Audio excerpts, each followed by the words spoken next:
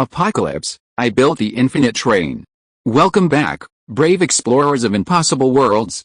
We are excited to have you here to continue this odyssey together. Before we continue, everything you'll hear is pure fiction, so please don't try to replicate combat techniques at home. This wonderful story and all its rights belong to its brilliant original author. We are only the messengers of entertainment. Want another dose of adventure? Subscribe to our YouTube channel so you don't miss a single chapter, and if you can't wait, our Patreon has exclusive surprises you'll love. Chapter 26 Testing Each Other. After the plane crashed, I didn't know how I survived, so I kept running toward your house. I also knew that I had superpowers, but I didn't know how to use them. But when I woke up that day, I found out. Yeah, Lin Xian glared at her fiercely, and Kiki trembled with fear, and cried, I heard that after you saved Sister Chen, you said you wanted to sleep with her, and then you talked about the infinite train plan, which sounded particularly bad, so I think you are the kind of scum who deliberately deceives women at the end of the world. So, Lin Xian looked at her indifferently. So you were worried that you would end up walking into a wolf's den when you went looking for someone to save you, so you pretended to be unconscious and then took the opportunity to attack me. Kiki nodded, then shook her head. Facing the cold blade, she said with a dodgy look, I didn't mean to attack you. I had no choice. But do you think I just got into trouble, and when I woke up from my coma, I saw you plotting something bad? Of course I was scared. In the apocalypse, one must be on guard against others. Lin Xian was like this, and so was Kiki. After she woke up, she had wanted to communicate with Lin Xian, but who knew that Lin Xian would do something bad to her? So she thought Lin Xian was a complete pervert. In a hurry, she simply continued to pretend to be unconscious and then look for another opportunity to make other plans. But who knew that after Lin Xian and Chen Sixuan got off the car, before she had even finished half a piece of bread, she was caught by Lin Xian, who had the ability of a mechanical heart. That's perfect, Lin Xian suddenly said. Since you don't know how to use your powers, then keeping you is even more useless, isn't it? The logic was complete. As he spoke, he slowly placed a dagger in his hand on Kiki's neck. Kiki's face paled with fear, and she closed her eyes and said, No, don't be impulsive. Let's talk it over nicely. Kiki slowly opened one eye, took in Lin Xian's ferocious expression, and immediately closed it again, saying, Don't kill me. Keep me. If you're in danger, using my powers will give you an extra layer of security. My life is in your hands anyway, isn't it? Lin Xian's eyes narrowed at the words, and seeing the girl speak the truth, his heart relaxed. Life and death were at stake. If the other party truly knew how to use that powerful power, how could she continue to allow him to threaten her like this? After figuring this out, Lin Xian let out a deep breath. That makes sense. With a chuckle, the wheels rolled, and the infinity slowly started up again. Seeing Lin Xian put down the knife, Kiki's heart finally settled down. She looked at Lin Xian and said, So, let's make peace, okay? Make peace? Why does it sound like a child playing house? Lin Xian smiled in his heart. This girl is really hard to understand. Lin Xian looked at her meaningfully. I need to think about it. Okay. Kiki's face changed, and she suddenly breathed a sigh of relief. If you leave me here, I can really help you. But, before Kiki could be happy, Lin Xian suddenly reached out and picked her up. With a strange smile on his face, he dragged her to car number 1.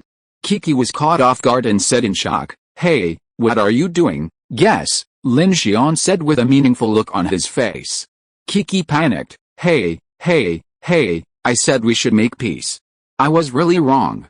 I didn't mean to hurt you.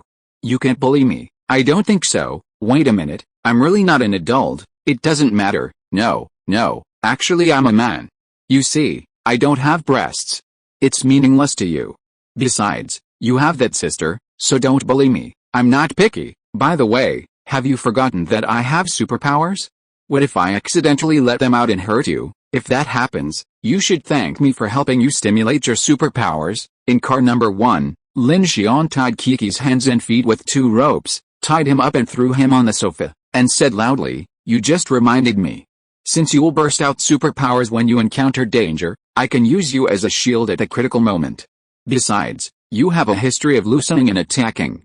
To be on the safe side, I have to tie you up in a few more layers to prevent you from doing bad things. You are despicable, you bastard. Kiki struggled. Lin Xian held up the roll of smelly socks. If you keep babbling like that, don't blame me for stuffing this in your mouth." Kiki was furious, her face flushing red and white.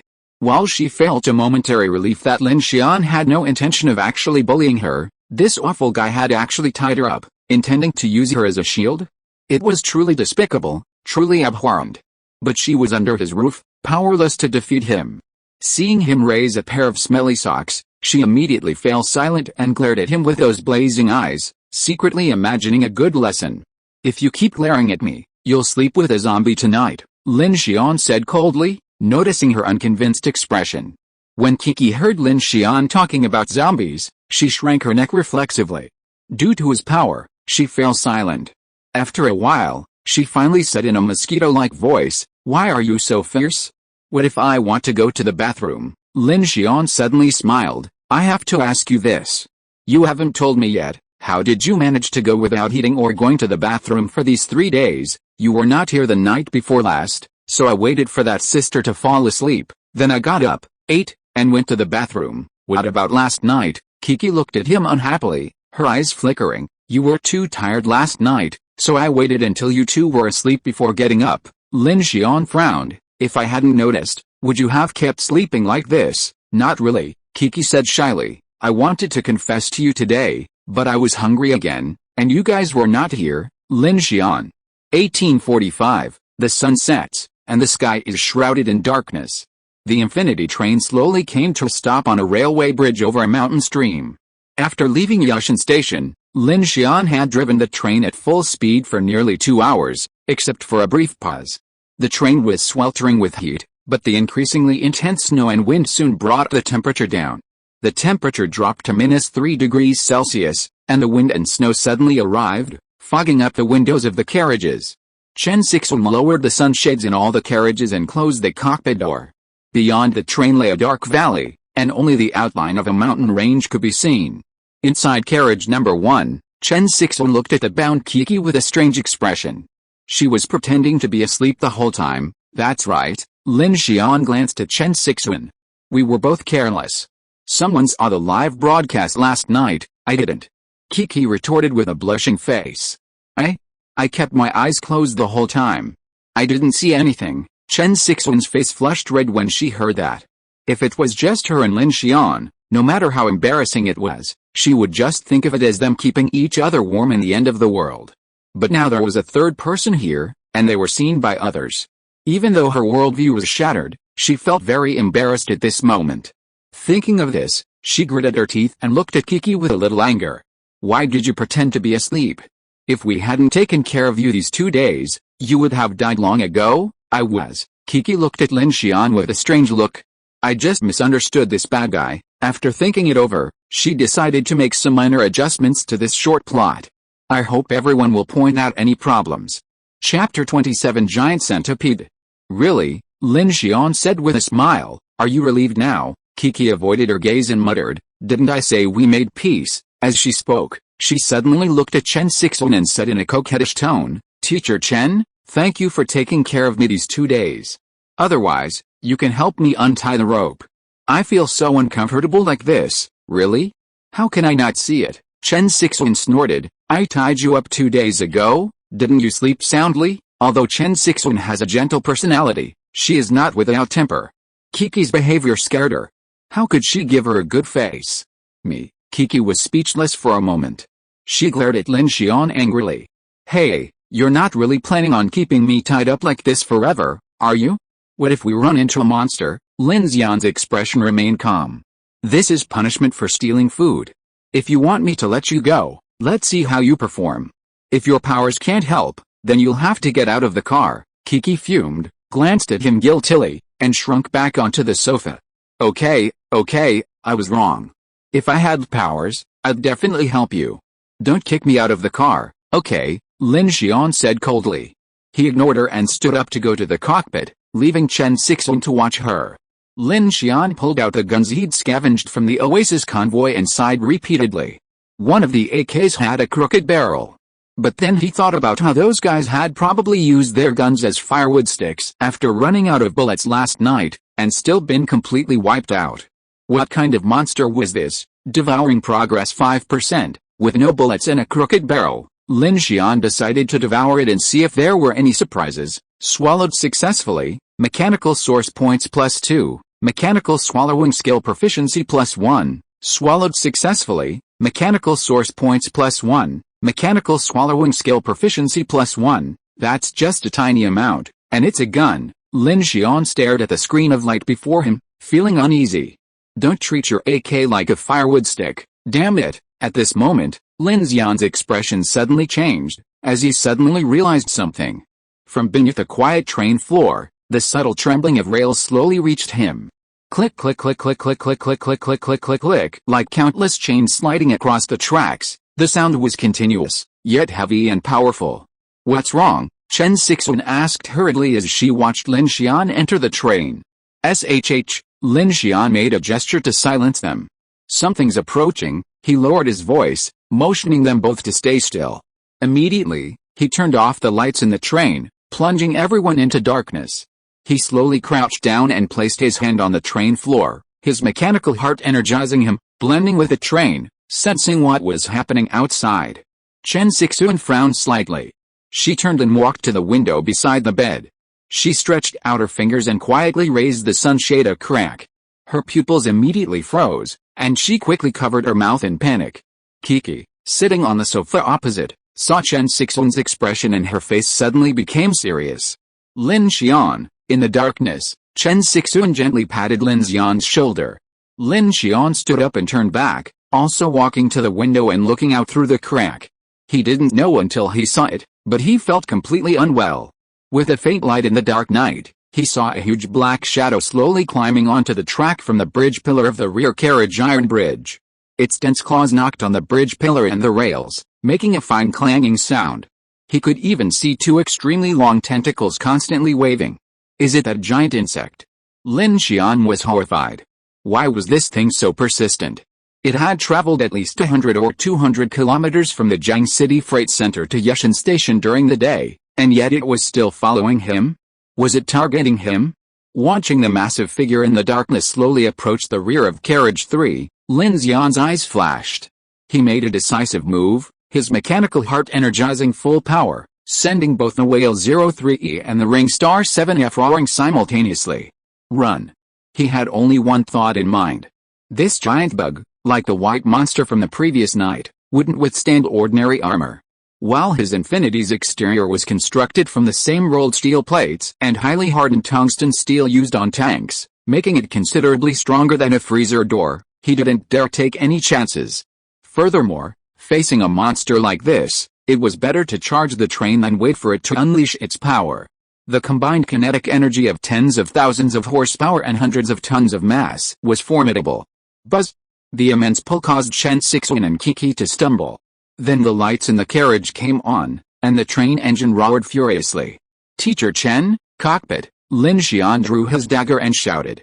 Chen Sixuan's heartbeat quickened. After steadying herself, she decisively stood up and staggered towards the cockpit. Chi, the sudden start of the Infinity immediately enraged the giant red centipede. A piercing scream echoed from the mountain stream, and then the carriage was struck by a violent impact. Bang! The immense force caused carriage number 3 to tilt several degrees. Simultaneously, the entire train shook violently, sparks flying from the iron wheels and a sharp humming sound. Not good, Lin Xian shouted coldly, immediately drawing his dagger and charging towards carriage number 3. Seeing two men approaching, one in front and one behind, with her hands and feet still bound, Kiki screamed, "Hey! Bad guys, let me go! Ta ta ta ta ta ta ta ta ta!" Lin Xian's controls caused the sunshades of all the carriages to rise in unison.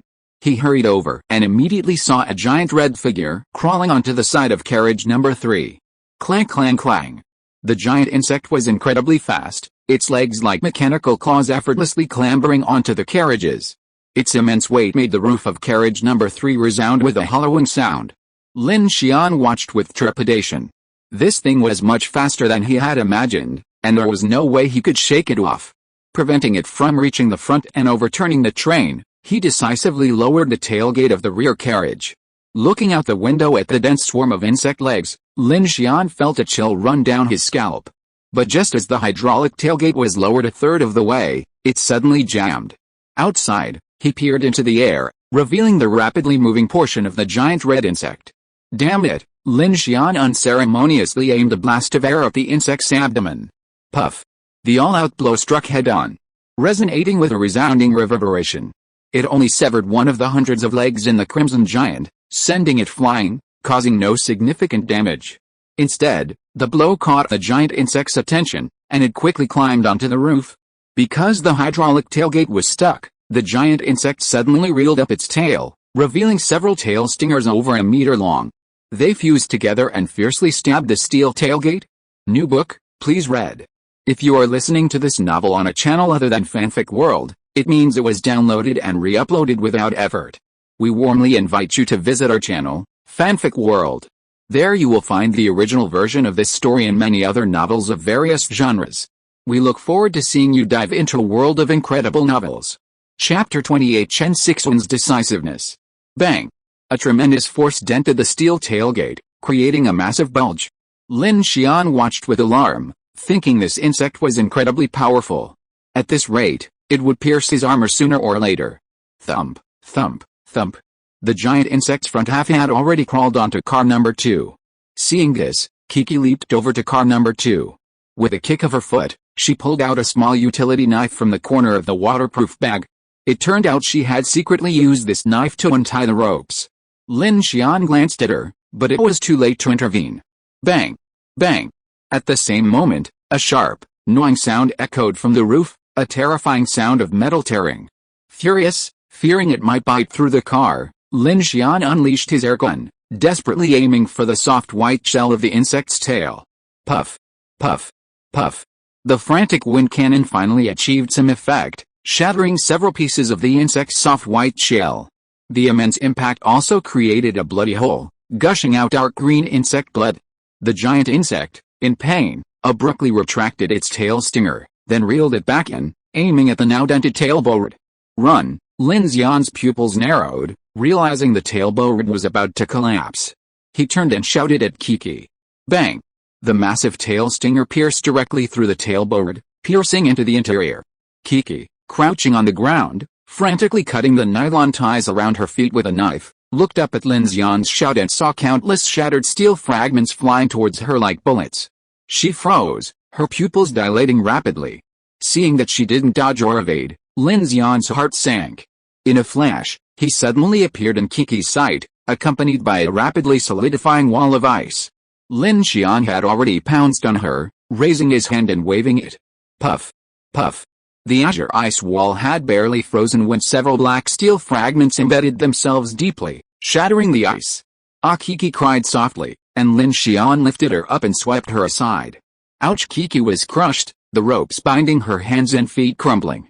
She glanced at Lin Xian, who was lying on top of her, with a look of panic. Hey, bad guy, are you okay? Lin Xian struggled to his feet, looking at her with a terrified look. If you don't help us, we'll all die. I'll try. Desperate, she stood up, gritted her teeth, waved her hands in panic, and shouted hey, but nothing happened. Lin Xian glared and stood up on the spot, ready to curse. But Kiki's expression suddenly changed. Pointing in the direction of car number 3, she screamed, "Look out!" The giant insect, having pierced the tailboard, seemed to have found a way in. After stirring with its stinger, it retreated, turning around. Instantly, 2 scarlet tentacles darted through the hole in the tailboard. Lin Xian and Kiki both saw the gaping maw with its enormous claws. Nwah! Nwah! The giant insect gave Lin Xian no time to breathe as it began tearing at the already damaged tailboard. If it got through, Lin Xian and the other 2 would surely die here. He stood up decisively, raising his hand and aiming 2 blasts of air at the insect's mouth parts. Puff! Flesh and blood exploded. The giant insect, struck directly in the mouth, exploded, releasing dark green blood plasma. It let out a deafening roar that sent shivers down the spines of those inside the car.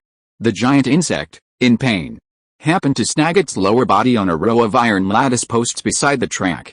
The immense traction of the accelerating infinity nearly tore the insect from the train.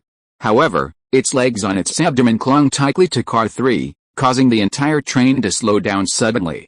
The immense inertia caused everyone to stumble and nearly fall to the ground. Chen Sixuan, in the cockpit, nearly crashed into the operating console due to the sudden deceleration. She looked back and saw, from a distance, a large insect in car 3 frantically struggling to cling. She immediately shouted to Lin Xian, "Hold on, turn ahead." Lin Xian immediately grabbed Kiki's waist and the handle of the car 3 gate, simultaneously instructing his mechanical heart to slow down. Excessive speed could easily cause the train to derail, so he had to slow down. Clang, clang, clang. The giant insect's lower body became entangled in the increasing number of barbed wire fences along the roadside. Its legs scratched countless marks on the carriages, sparks flying and scratching piercingly.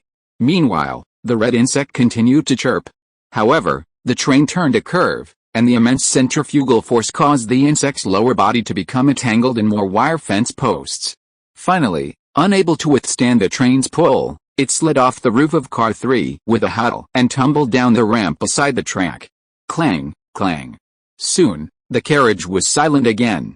That was a close call. Lin Xian finally breathed a sigh of relief after having escaped the giant insect, his back now drenched in cold sweat. "Are you all okay?" Chen Sixuan shouted. No, Lin Xian, hands on the ground, was about to climb off Kiki's back when a sudden roar came from the left side of the train. Kiki, beneath him, immediately shouted, "Look out! It's coming again!" Bang! A giant red figure suddenly crashed from the side, causing a resounding crash that sent the entire train car careening backward. One of the wheels left the track, releasing a series of steely whirring sounds. Lin Xian was caught off guard, and the shockwave sent him flying, sword and all. Just as he thought car number 3 was about to derail and collide with it, an invisible force suddenly pulled him back, holding him in midair. Lin Xian was stunned. He turned to see Kiki sitting up, extending a hand toward him, her face aghast, her eyes flickering with a faint white light. Then, the invisible force pushed car number 3 back down with it. Clang, clang. The wheels returned to the track. Lin Xian was horrified. Was this Kiki's ability? She could actually grab an entire car. Before he could react, the giant insect had already climbed onto the side of the train again, instantly piercing through the armored grille with a fang and biting down. "Damn it, it's haunting me, Lin Xian." At that moment, Chen Sixuan, standing up ahead, glared fiercely at him. "Speed up. There's a 3-kilometer mountain tunnel just before B1 station." Lin Xian's heart leaped, and he immediately understood Chen Sixuan's intention. He immediately activated his mechanical heart to accelerate, lowering the hydraulic tailgate further. "That silly girl, who are you calling a silly girl?" Kiki raged. Lin Xian pulled the hook from the rear of the car and said solemnly, "Use your supernatural power to tie up that beast." Kiki's expression changed slightly at that, and she glanced at the giant insect. A rare look of seriousness appeared in her eyes. Knowing this was a life-or-death situation, she no longer argued with Lin Xian and said in a deep voice, "Okay." Her brow furrowed, and she began to recall the feeling just now. She raised her hands and tried to activate her supernatural power. As expected, the invisible force reappeared, yanking the hook from Lin Xian's hand and quickly wrapping itself around the giant insect's tail. Squeak! The giant insect swung its tail, instantly causing the drive mechanism of the traction hook to whine and billow out black smoke. Lin Xian's eyes were bloodshot, and he shouted, "Don't let it get away, Lin Xian, be careful." Moments later, the orange lights illuminated a dark tunnel. Chen Sixuan, clutching the cockpit handrail, shouted a warning behind her. The giant insect seemed to sense danger and suddenly screamed, but it was biting into the side armor plating, and its tail was entangled in the metal hook, unable to escape immediately. "Speed up." Lin Xian picked up Kiki and jumped directly into car number 2. At the same time, the mechanical heart was violently activated, using all its strength as power. Bang! The gas turbine and electric locomotive roared together, accelerating the front cars into the tunnel, and a loud bang came from the rear car number 3. The red centipede's massive body slammed directly into the tunnel wall, instantly derailing car 3. The other car slammed into the wall, sending sparks flying and glass shattering. Squeak! The giant centipede let out a shrill howl, its countless legs thrashing frantically, trying to escape. However, the train's inertia had already dragged it in. Simultaneously, crushed by the weight of the train, its thick armor scraped against the tunnel with a piercing sound. Meanwhile, pinned beneath Lin Xian, Kiki clenched her teeth, her eyes bloodshot. She raised her hand and firmly hooked the hook around the giant centipede's tail, refusing to let it escape. Squeak, squeak, crack! A series of earth-shattering tremors and screams echoed through the train. The 3-kilometer tunnel seemed to pass in a flash, yet also seemed to last for an eternity. Soon, the deafening sound suddenly disappeared, and accompanied by a whimpering sound of metal being pulled, carriage number 3 was pulled back onto the track again. Chapter 29, Corpse. Clang. Clang. Silence returned to the train car. Lin Xian gritted his teeth and looked up, stunned to see the massive fang still embedded in the armored grille. With a shudder, he quickly turned back to see the metal hook, like a thick fishing line, dragging the remaining half of the giant insect's tail, leaving a gruesome trail on the track. The tail had already been shattered into a bloody mess. Dead. Just then, Kiki finally dropped her grip. She jerked her head up, but in her haste, her head collided squarely with Lin Xian's chin. Bang! A resounding crash echoed through the train car. Ouch! Kiki cried out in pain, instinctively clutching her head. Shit! Lin Xian, also dazed by the impact, clutched his chin and grimaced. Neither of them had time to confirm the giant insect was truly dead, each clutching their wounded body parts and wailing in agony. It hurts so bad, you bastard, Kiki glared. Your head is made of iron, Lin Xian exclaimed. There was no time to argue with the girl. He endured the pain and stood up. Looking at the dead insect corpse outside the carriage, his heart finally relaxed. To confirm, he began to slow down slowly. With a knife in hand, he carefully walked to the rear of the train. He peered over and saw that the insect's body, clinging to the side of the train, had been ground down to its abdomen in a dense web of claws. Half of the insect had even been torn off and hooked on the hook. With a squeak, Lin Xian slowly stopped the infinity. It's really dead. Kiki saw Lin Xian stop the train, rubbing her head and standing up excitedly. She hurried over, but when she saw the insect fragments scattered on the ground, her face turned green and she couldn't help but retching. What a disgusting big insect! Lin Xian turned back to look at Kiki, his eyes filled with a hint of wariness. Unexpectedly, a trickle of bright red blood began to trickle from both of Kiki's nostrils. She paid no heed to it. Seeing Lin Xian's gaze, she casually wiped the blood away, her face slightly raised, and looked at him smugly. Well, I told you I'd be useful if you kept me here. Do you know how to use your powers? I think so. When I used it just now to save you, Kiki blinked. See, I told you I'm actually a good person. As she spoke, her nose bled again, her face now an unhealthy pale. She looked at Lin Xian. But it's strange. After using it, my head hurts and I feel dizzy. Lin Xian looked at her, realizing it was due to her excessive energy consumption. He also took notice. He glanced at the tailgate of the rear cabin and immediately found a towel and tossed it to Kiki, asking her to wipe the blood off her face. Is everyone okay? After the train stopped, Chen Sixuan ran over with a look of fear on her face. Seeing the tragic state of carriage 3, she also began to retch. The insect corpses emitted a foul, fishy odor that would make even the strongest person frown. Lin Xian looked at Chen Sixuan and had to admit that teacher Chen was much smarter than he had imagined. In such a critical moment, she was the one who came up with a solution. Thanks to you this time, Lin Xian said seriously. Chen Sixuan avoided his gaze and said a little embarrassedly, this has nothing to do with me. Lin Xian said frankly, why is it not related? If it weren't for your idea, I really don't know how to deal with this monster. Hey, Kiki put her hands on her hips, looking indignant. Why didn't anyone thank me? As she spoke, a stream of blood flowed from her nose again. Lin Xian frowned, noticing Kiki's expression, and asked, how are you feeling? Before he could finish his words, Kiki's eyes narrowed slightly, and she staggered towards him, her face pressed against his chest. Before she lost consciousness, she suddenly reached out and grasped his arm, whispering faintly, no, don't leave me on the train. Lin Xian's expression shifted slightly at that, and now, looking at Kiki, who had already fallen into deep sleep, his heart finally settled a little. It seemed the girl understood her situation, and that she could still help in this life or death situation. Thinking of this, he relaxed a little. He looked up and met Chen Sixuan's gaze. You keep an eye on her first. I'll go check on the situation. If there's no danger for now, we'll stay here until dawn, okay? Chen Sixuan glanced at the shabby carriage number 3 and the dark surrounding countryside, nodding uneasily. Lin Xian retrieved a flashlight from the toolbox inside the train car and hopped off the tailgate, frowning as he gazed at the shattered insect carcass. He hurried back to the car, dragged out the small crane, and tore the red worm's claws free from the armored grill. The remaining abdomen of the insect carcass then fell to the ground from the side of the train.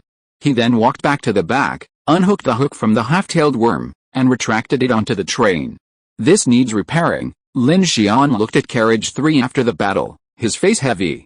"Just like that girl said, this train needs some weapons and defense systems. Just running won't do." If it weren't for Chen Sixuan's sudden inspiration, Lin Xian would have been at a loss tonight.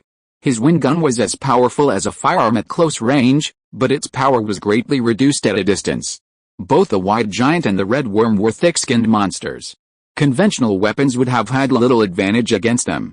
Just as Lin Xian was clearing the wreckage and preparing to return to the train, he suddenly felt a tremor beneath his feet, as if something were stirring underground. Suddenly, a rustling sound reached his ears. Shining his flashlight over, he saw a surge of black air rising from the massive insect carcass beside the train. Instead of rising into the air, the black air was being sucked into the ground by some mysterious force. Lin Xian frowned and walked over. The rustling sound suddenly intensified, like the cries and howls of hundreds of people, a sound that made his scalp tingle. "What the hell?" Lin Xian jumped, taking a few steps back. As he retreated away from the black smoke, the cries and howls faded to faint rustling. In a matter of seconds, the black air vanished, leaving only the insect carcasses, emitting a foul stench. "Did I hear it wrong?" Lin Xian exclaimed in shock. Just as he was approaching the black air, he had indeed heard human cries. It was a terrifying sound, as if the victims devoured by the giant insect were all screaming simultaneously. It was incredibly eerie. Back on the train, Lin Xian attempted to raise the tailgate. Although the train's body was cracked in several places, the hydraulics holding the tailgate were thankfully still holding. After Lin Xian activated his mechanical heart to raise the tailgate, he surveyed the devastation in carriage 3. Many tools lay scattered across the floor, including a welder, a small crane, and even his own motorcycle. These items would be incredibly useful, but repairing them would be a hassle if damaged. Lin Xian's mechanical repair and manufacturing skills overlapped, requiring the necessary materials and a considerable amount of time. He was exhausted from the previous battle, but fortunately, this was in the wilderness, where the commotion didn't attract a large horde of zombies, allowing him to catch his breath. He checked the time, it was already 9:15 p.m. He had just spent over 2 hours battling the giant insects and fleeing. "How is it going?" Chen Sixuan asked, standing up as Lin Xian closed the door and approached. "Safe for now." Lin Xian grabbed a bottle of water from the shelf and gulped down a third of it. He glanced over and saw that the little girl had been helped to the sofa by Chen Sixuan and had fallen asleep. It was obvious that although the girl's newly awakened superpowers were powerful, they had also consumed an extremely high amount of energy. Lin Xian's expression was a bit complicated. Although he had just saved her and they had fought side by side, the girl was indeed quite cunning. Moreover, after her awakened superpowers, Lin Xian felt that he was not sure he could be her opponent. Thinking of this, he began to worry. "Are you hurt?" Chen Sixuan couldn't help but ask, seeing the blood on Lin Xian's hands and face. "Just a superficial wound." Lin Xian sighed and looked at Chen Sixuan. "We ran quite far tonight. I'll see how things go tomorrow. I'd like to rest at B1 station." Chen Sixuan nodded. B1 town isn't big, so the situation shouldn't be too complicated. After B1 station, the next largest city is Yubai City, and from there you'll actually enter the Huangsing Orbit line. The road conditions, she had wanted to say that the Huangsing Orbit line might be in better condition, but she wasn't sure. After all, she was lucky not to encounter any gravel or broken tracks along the way. Who knew if the conditions would get better or worse later? New book, please keep reading. Chapter 30, Unexpected Gains. In the darkness of the night, the Infinity, a giant mechanical monster, sat motionless on its tracks. Inside carriage 3, Lin Xian's eyes shone brightly as he activated its mechanical repair skill, repairing the tail plate and wing armor. Chen Sixuan was also busy, disinfecting the wounds on Lin Xian's hands and face with a medical kit recovered from the Oasis convoy. Huh? At this moment, Lin Xian stared at the light screen before him, his pupils filled with shock. He had discovered that his attributes and skill proficiency had significantly increased. Current mechanical heart level LV, 1, 310-500, tip, upgrade the mechanical heart to obtain special skill rewards. When the mechanical heart reaches LV3, LV6, LV9, you can obtain mystical awakening, Basic attributes: Strength, LV1, 4750, Speed, LV1, 1650, Defense, LV0, 2830, Current basic skills: Mechanical devouring LV2, 8/500, Mechanical manufacturing LV1, 112/300, Mechanical scan, passive, Mechanical repair, passive, Mechanical operation, passive, Special skills: Wind cannon LV1, 66/100, Ice shield LV1, 18100. How can the attributes increase without devouring the machinery? After the battle, the wind cannon was upgraded directly from 25 to 66, and the ice shield skill increased by 5 points last time and against Liu Wei's machine, but this time it increased by 12 points. If these gains were due to battling powerful enemies, then the changes in his base stats were puzzling to Lin Xian. Previously, stat increases were bonuses earned through mechanical devouring. But this time, his strength increased by 14 points, his speed by 7, and even his defense by 8, nearly as much as the gains from devouring 4 large freezers. What's going on? Lin Xian was both surprised and delighted. He had never known stats could increase in this way. Then why haven't I seen any gains after killing so many zombies? At this point, he was deeply puzzled. Could it be that killing strange entities can improve my abilities? After much thought, this idea seemed the most plausible. Lin Xian thought of the black centipede on Uncle Lee and the giant white humanoid monster in the furniture store. He hadn't killed either of them, but tonight's giant insect, which he remembered appearing 3 times in a row, had finally been dealt with. He sighed softly. Whatever, any gain was better than nothing. Judging from his current stats, his strength and defense were about to increase, which was actually good news. Each level increase in his attributes represented a significant boost in his strength. Meanwhile, hundreds of kilometers away in Jiang City, the entire city had entered a period of polar night. The dark streets and corners of the city were filled with zombies and strange phenomena. The radio had completely fallen silent. High above, within the vast clouds, the giant floating corpse that had obscured the sky suddenly trembled, and the clouds dissipated, like a mountain obscuring the galaxy. The zombies throughout the city suddenly went wild. Monsters in countless corners began to huddle, and black blood energy was uncontrollably drawn from them. A strange gravitational force gradually drew them in, as if the world had turned upside down. Zombies fell to the ground like a flood of wheat, and the entire city was instantly shrouded in the aura of death. Then, the floating corpse, as big as a continent, slowly turned and moved eastward. After a night of repairs, Lin Xian had mostly repaired a damaged carriage 3. He had also patched the damaged parts with steel armor, and the situation was generally considered complete. Exhausted, he opened his eyes again only to be awakened by Chen Sixuan. Lin Xian, opening his eyes, Teacher Chen's beautiful eyes shone with excitement. It's dawn. She took Lin Xian's hand and pointed at his watch. Look, Lin Xian focused his gaze, feeling the sunlight outside the window. The time on his watch now read 4:26 p.m. An hour and a half earlier than expected.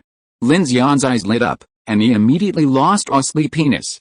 He asked Chen Sixuan, how far did we run last night? At least 400 kilometers. If the mileage readings aren't wrong, we're only about 50 kilometers away from Biwan town. He glanced at the sofa beside him and saw Kiki, already awake and sitting on the couch, waving at him with a smile. Are you okay? Lin Xian asked. I'm fine, Kiki said with a look of energy.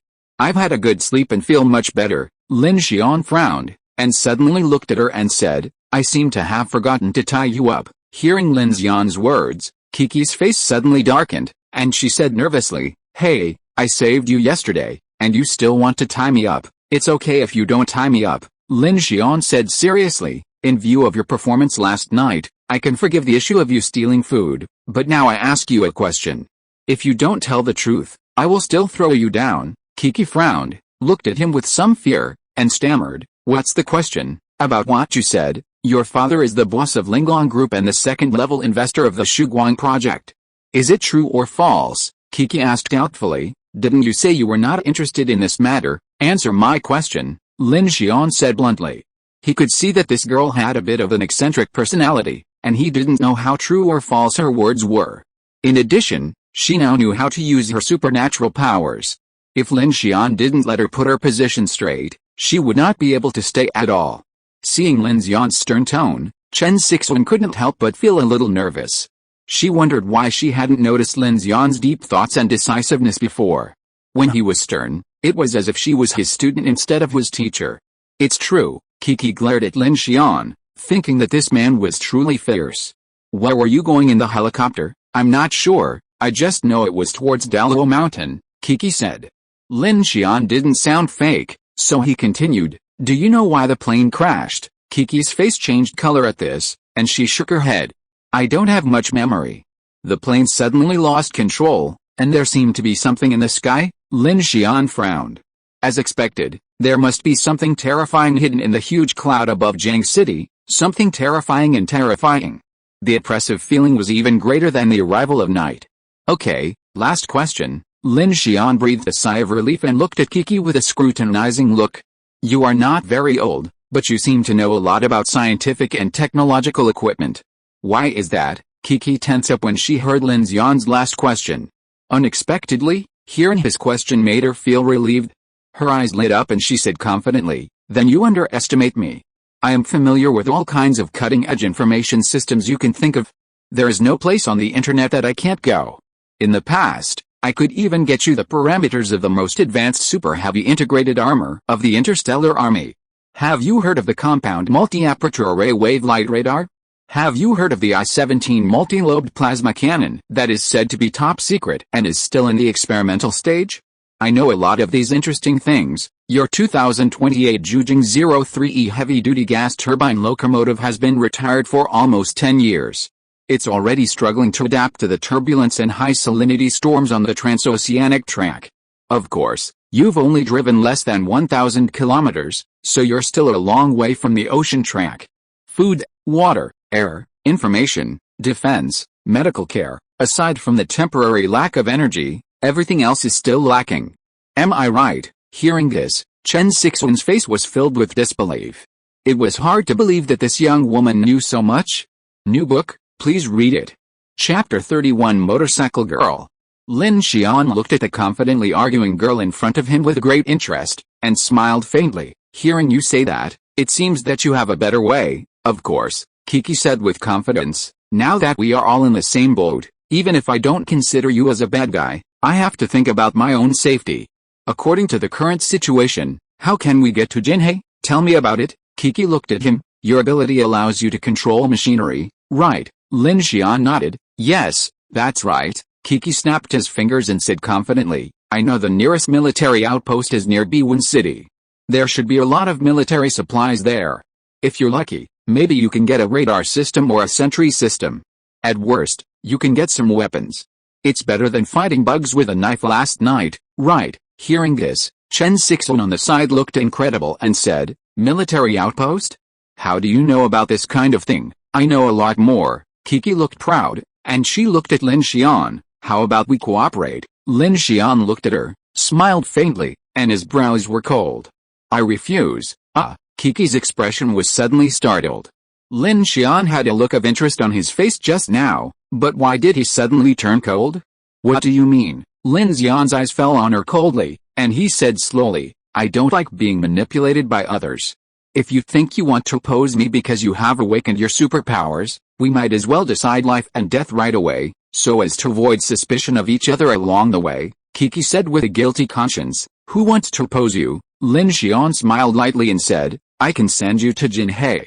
It's just a city along the way in the orbit of the star, but I don't want to make any deal with you, or do this specifically for you.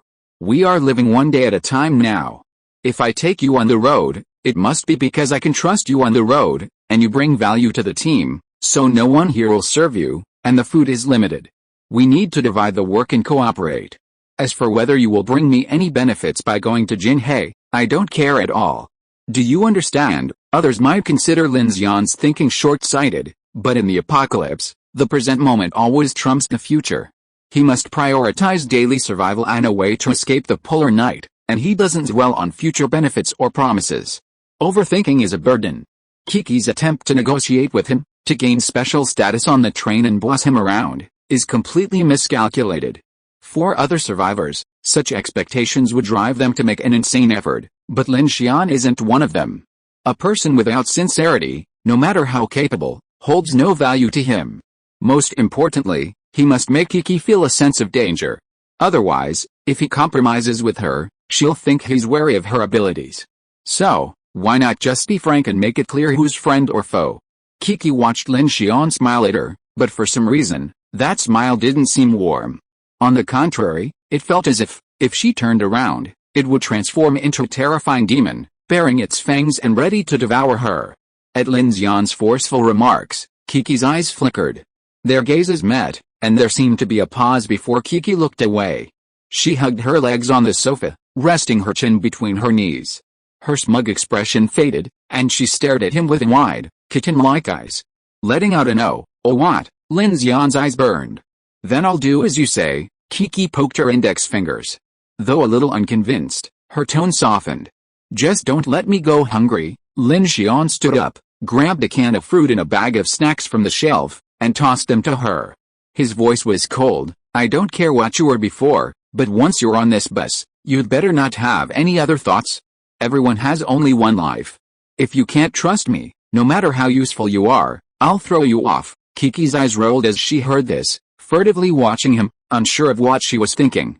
She opened the can and took a bite. She was quiet for a moment before speaking, breaking the silence. My name is Wenqi. Is it a fake name too? Kiki blushed. No, I've always been Kiki. Wenqi is my real name. Lin Xian nodded, hearing the goodwill in her words and softening his tone. I can take this as a way of showing your sincerity to me. Then can I have a request? Kiki said.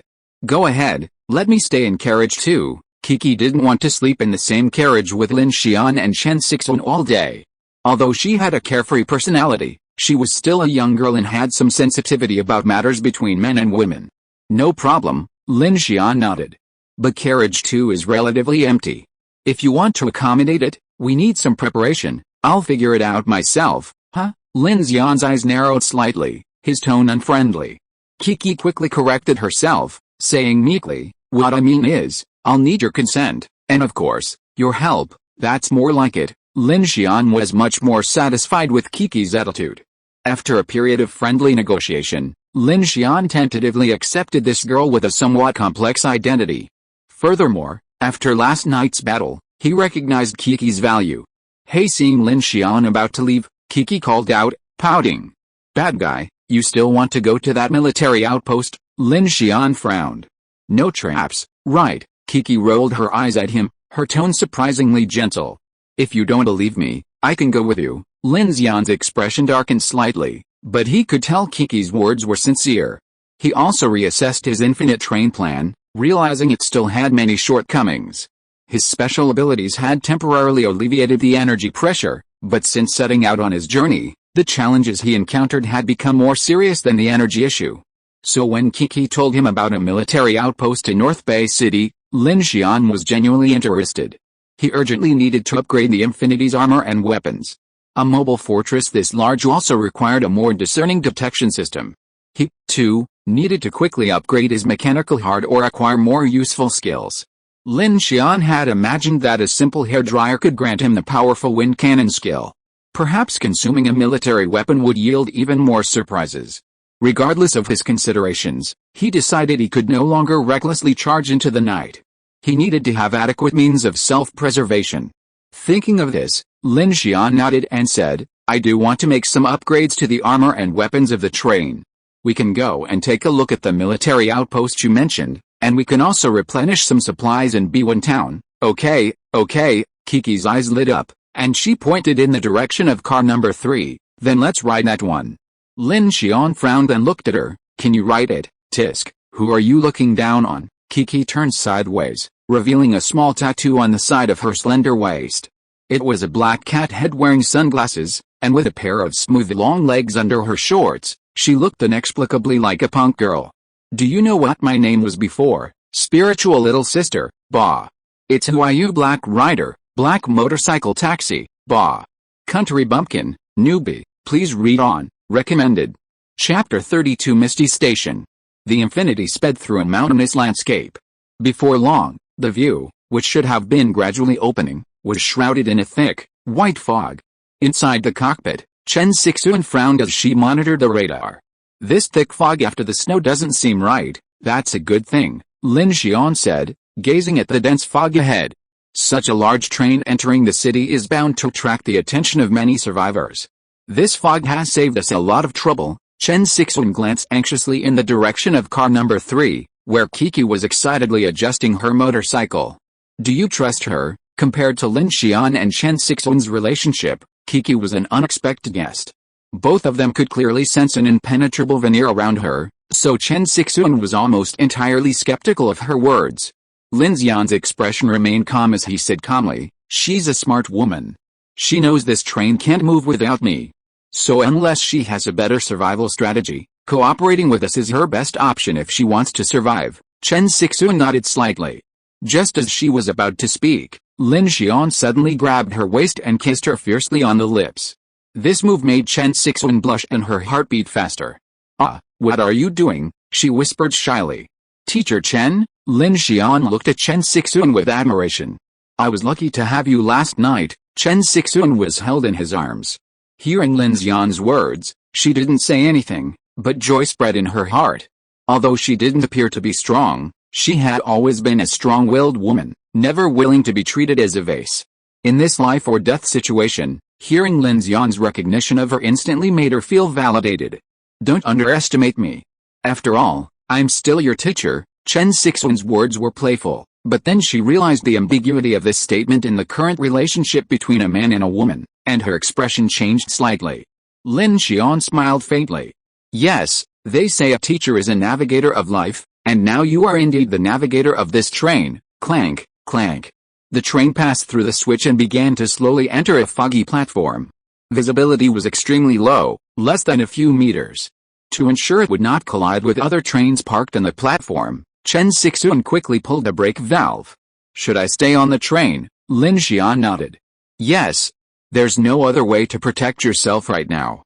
I feel more at ease with you staying here, although it would mean losing a teammate to search for supplies." All his belongings were on the Infinity, and he certainly felt uneasy without someone watching over him. Besides, Chen Sixuan was just a weak woman with no special abilities or weapons, so guarding the train was the best choice. Chen Sixuan nodded and hummed. "Don't worry, I won't open the door for anyone." Lin Xian looked at her. "If there's an emergency, you can go to the locomotive's cockpit and start the train. I taught you that before, right?" He then pulled out a white remote control. "This is the locomotive's emergency brake. It can be used to start the train or brake using stored energy in critical situations." This, Chen Sixuan was startled, a little incredulous that Lin Xian had let her drive. A sudden warmth welled up in her heart, knowing this was a sign of his trust in her. She accepted the car without pretense, looking him in the eye with a firm gaze. "Okay, I understand." After instructing Chen Sixuan, Lin Xian checked the time. It was 4:50 p.m., about 2 hours before dark, so he hurried to car number 3. By then, Kiki had already mounted the motorcycle, donning the goggles Lin Xian had provided for her. Her long legs and slender waist swayed gracefully as she pressed the clutch with expert control. Her image of a sexy biker girl etched itself into her. "I've been waiting for you.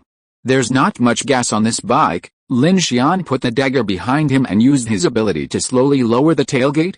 He walked to the side of the motorcycle and frowned when he saw Kiki with thin arms and long legs. "Don't ride too fast in such a heavy fog." "Oh, what nonsense." Kiki patted the back seat with a look of disgust. "Hurry up and get in the car." Lin Xian breathed a sigh of relief and got on the back seat. When he was hesitating where to grab his hands, Kiki grabbed his hand and put it on her thin waist. She said unhappily, "You drove me off the bike so harshly yesterday, why are you so shy about grabbing my waist now?" "Humph, hypocrite." "Lin Xian, the temperature outside has dropped below 0 degrees, and Kiki is still wearing shorts and a belly-exposed tube top. The thickest thing on her body is the baseball jacket." Lin Xian placed his hands on her slender waist, feeling her fair skin, which, though supple and pleasant to the touch, felt a bit cold. He couldn't help but ask, "Aren't you afraid of the cold dressed like this? Do I have anything else to wear?" With that, she rolled her eyes at Lin Xian, started the scooter, engaged the gear, released the handbrake, and the motorcycle roared out. Meanwhile, Chen Sixuan, who was guarding the train, quickly retracted the hydraulic tailgate, lowered all the sunshades, and dimmed the interior lights. The entire train vanished like a ghost in the thick fog. Woo-woo, the locomotive's white lights pierced the mist ahead, pulling onto a highway entering the city. Within the fog, there was complete silence, only the roar of the locomotive engine, which drew the howling of zombies from all directions. The road was littered with broken-down cars, and a thin layer of snow covered the debris on the road. Lin Xian felt a biting cold wind, and his anxiety grew even more intense. Passenger train cars have heating systems, but the ones on the Infinity are decades old, and Lin Xian has never activated them. Repairing or installing heating equipment would be a major undertaking. Furthermore, turning on the heating system consumes even more electricity.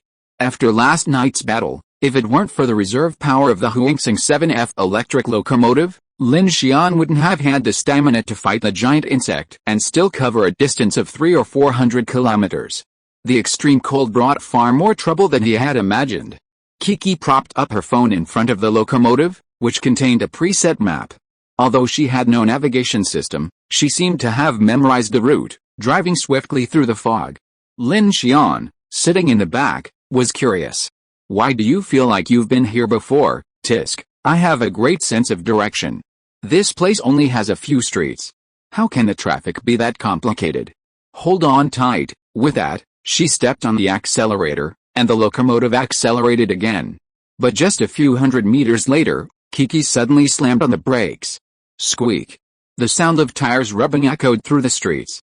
And behind them came the sounds of approaching zombies. "What's going on?" Lin Xian asked. Kiki frowned, staring at the fog ahead, and said slowly, "There's something up ahead, newbies, please follow along." Recommended. Chapter 33 Mist Spider.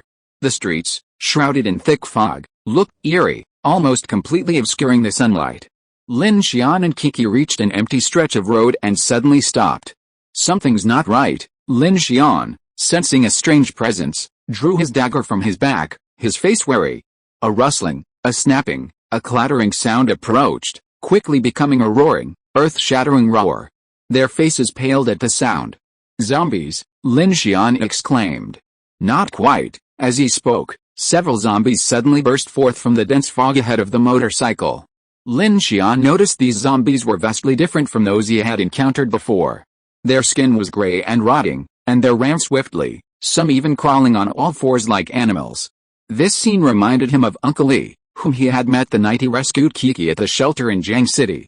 In the blink of an eye, a tidal wave of corpses rushed out from behind these strange corpses, frightening Kiki's face pale.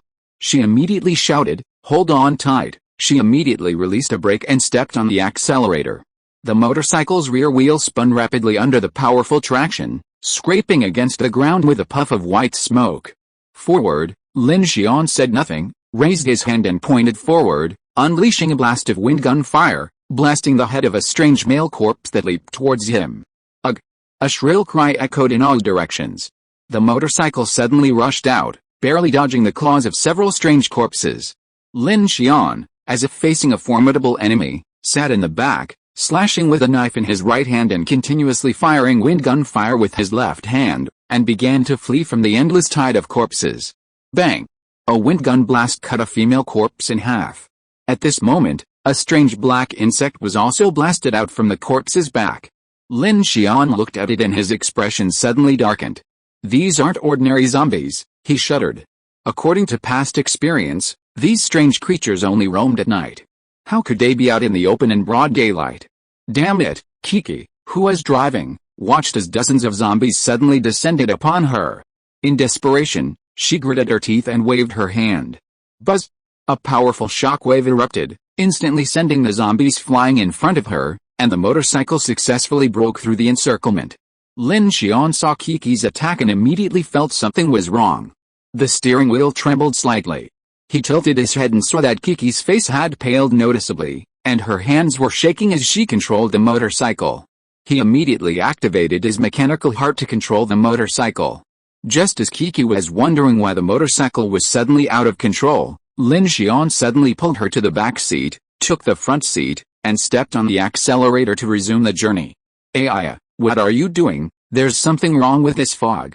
Don't use your powers recklessly." All the survivors knew that terrifying creatures would appear at night. Now it was daytime, and Lin Xian had thought he and Kiki, two psychics, should be able to handle it easily. But the appearance of these strange corpses caught him off guard. These creatures were much faster than zombies, and ordinary people without firearms wouldn't even have time to react. This immediately made him retreat. If strange creatures appeared in the thick fog, would that mean there was a high probability of something like the white giant monster or the giant red centipede? Lin Xian's thoughts shifted, and he immediately prepared to abandon his original goal. Turn left ahead. Behind him, Kiki, perhaps sensing his own weakness, rarely argued with Lin Xian. Instead, she hugged his back like a kitten. She was already a little cold, and after using her powers, she felt even colder. She unconsciously hugged Lin Xian tightly, suppressing her pounding heart to seek warmth from his back. "We can't go to the place you mentioned, let's go back," Lin Xian said decisively. Kiki looked back at the zombies surging behind the motorcycle, and complained with a grim expression, "What's going on?" Lin Xian looked in the rearview mirror and then at the map. If he wanted to get back to North Bay Station, he could only go back the same way or take a detour around the city's outer roads. Now that he was being chased by the zombies, he couldn't turn back at all. At this moment, a sharp sound of braking through the air was heard. Lin Xian looked at the thick fog in front of him and immediately felt the hairs on his body stand up. He decisively pressed the brakes and swung the front of the motorcycle. The next second, something like a bamboo pole suddenly shot down from above his head. With a ding, it pierced the ground beside the two of them, smashing a small hole in the concrete floor and sending rocks flying. Lin Xian's face was immediately covered in cold sweat. If he hadn't subconsciously turned a corner just now, he might have been pierced through by this thing. "What is this thing?" Kiki exclaimed. The motorcycle's rear wheels spun wildly, making a sharp, piercing sound. Just a few meters away, the sound of the ripping air reverberated. "Look out!" Boom! Another sharp pull fell from overhead. Lin Xian swerved, narrowly avoiding a head-on collision. This time, he could see more clearly. This bamboo-like pole seemed covered in dense, black hairs, resembling some kind of living thing. "Bad guy, look up!" At this moment, Kiki patted Lin Xian's shoulder in horror, and Lin Xian's gaze rose. Above them, a massive, spider-like shadow loomed in the mist, dwarfing the buildings on the street. Its 6 disproportionately long legs seemed to stretch over 10 meters. The ones that had just shot down from the hole above were clearly 2 of its claws. "What the hell?" Lin Xian's pupils trembled, and he cursed inwardly, his words coming true. The sight of this eerie, gigantic spider sent sanity plummeting. Without a second thought, Lin Xian slammed the accelerator to the floor and charged into the thick fog ahead. So annoying. Why are there always bugs and spiders? Kiki huddled tightly around Lin Xian, cursing. Lin Xian's expression was tense, his gaze fixed intently on the foggy road ahead. Boom. Boom. Boom. The strange spider had clearly set its sights on Lin Xian. Its long, slender legs moved swiftly, stabbing through the thick fog. "Left," Kiki yelled, and Lin Xian quickly turned. Overhead, Lin Xian slammed on the brakes again. But the spider's legs were far too long, and it zipped between the buildings at a much faster speed than Lin Xian. Boom. Boom. Boom. He could hear a giant creature climbing the buildings overhead. In a split second, the spider had extended its long legs and plunged into the intersection, blocking Lin Xian's path like it was playing with its prey. Damn it! Lin Xian saw the giant spider slowly descending from the dense fog ahead and immediately prepared to fire his wind cannon. Suddenly, the roar of a car engine erupted, and white spotlights pierced the dense fog from the other side of the intersection. Suddenly, a massive, modified pickup truck barreled out. Bang! The immense force of the impact knocked the giant spider's long legs off its feet, sending it reeling and collapsing. In a flash, the modified pickup truck spun gracefully and came to a stop in front of the two men. With a clang, the pickup's rear deck dropped, and a girl, about 11 or 12, called out to the two men, "Get in!" Lin Xian understood immediately and, without hesitation, stepped on the accelerator and drove his motorcycle onto the pickup's back bed. The girl patted the side of the deck. "All right, brother." Boom. Without a moment's hesitation, the modified pickup truck roared forward. The strange spider seemed to feel teased, and with an angry howl, its 6 long legs frantically climbed up from the ground and quickly chased after the pickup truck. Chapter 34 Siege. Lin Xian dismounted from the motorcycle, grasped the sideboard, and began to strike back at the giant spider. He fired several blasts, but due to the distance, They only emitted a few subtle vibrations as they landed on the thick, dark shadow. The giant spider's legs attacked again. Lin Xian's eyes flashed, and he immediately leaped in front of the little girl, raising his hand to throw an ice shield. Puff! The legs pierced the ice shield, but were also blocked. The sharp tips of the spider's legs almost touched the little girl. The little girl's eyes widened, her breath quickening with shock. She looked at Lin Xian. Are you a psychic, Shasha? Use this. At that moment, the rear window of the cab opened, revealing a rugged-looking man behind the wheel. He held out a grenade launcher. The girl, Sasha, took it without a word, skillfully cocked the rifle, raised her hand, and fired at the giant spider. Bang! The immense force of the impact made the little girl stagger, and the inertia of the car sent her crashing to the ground. But she seemed unfazed. As the parabolic grenade struck the spider, a burst of flames erupting, her eyes widened with excitement as she exclaimed, Hit! Hit! Alright, I'll kill you while you're still sick. Kiki stood up, gritted his teeth, and prepared to unleash his powers, but Lin Xian grabbed him. No need, he said. The giant spider, struck by the grenade, let out a piercing shriek, then quickly vanished into the thick fog, losing its target. Everyone breathed a sigh of relief. Only Kiki was a little anxious. She searched everywhere for the dark figure. When she found it was no longer in sight, she turned to look at the little girl. Hey, what's your name? You're quite impressive. The little girl had short hair and wore a black down jacket. Her face was a little dirty from the long escape. She looked at the two people in front of her without saying a word. Instead, she knocked on the rear window door as if she had discovered a treasure. Brother, this guy is also a psychic. The man driving the car glanced at the rearview mirror, not turning back, concentrating on driving, seemingly not good at talking. Lin Xian's eyes narrowed slightly. The little girl said, Yes, so what does this mean? Is that one of them is a psychic? Lu Shasha, my brother is a wooden man who doesn't talk much. The little girl leaned against the rear window, holding the grenade launcher, and introduced herself to the two people. Lin Xian forced a smile and said gratefully, My name is Lin Xian. My name is Kiki. Did you just get here too? Lu Shasha shook her head when she heard that, her eyes looking at the thick fog. We arrived the day before yesterday, but we were trapped in this damn fog just like those people. What? You said we can't get out of the fog. Kiki's brows immediately frowned. How could that be? Is it because of the spider just now? Not only that, the little girl curled her lips. There are all kinds of monsters in this fog. All telephones and radios can't be used, and if people die, they will be infected into some kind of monster very quickly. It's very weird. Lin Xian asked, You just mentioned those people. Are there many people trapped here? Lu Shasha gestured in the direction the car was going. There are at least a dozen convoys and hundreds of people trapped here. They are all in the square over there. My brother and I wanted to find an opportunity to rush out at dawn, but... Lin Xian's face sank when he heard that. Things seemed to be much more serious than he thought. What kind of monster is this that prevents so many people from getting out? Who knows? Lu Shasha shrugged helplessly. Although her voice was childish, her expression was remarkably mature. It's like those monsters in the fog have telepathy. If everyone stays still, no monsters come. But if anyone runs, they all swarm out of the fog. So strange. Kiki looked puzzled. Won't they attack you after dark? What does it matter? Lu Shasha said dejectedly. In 2 days, it will all be night here. Then, it's all over. Lin Xian looked at her brother and sister with a serious expression.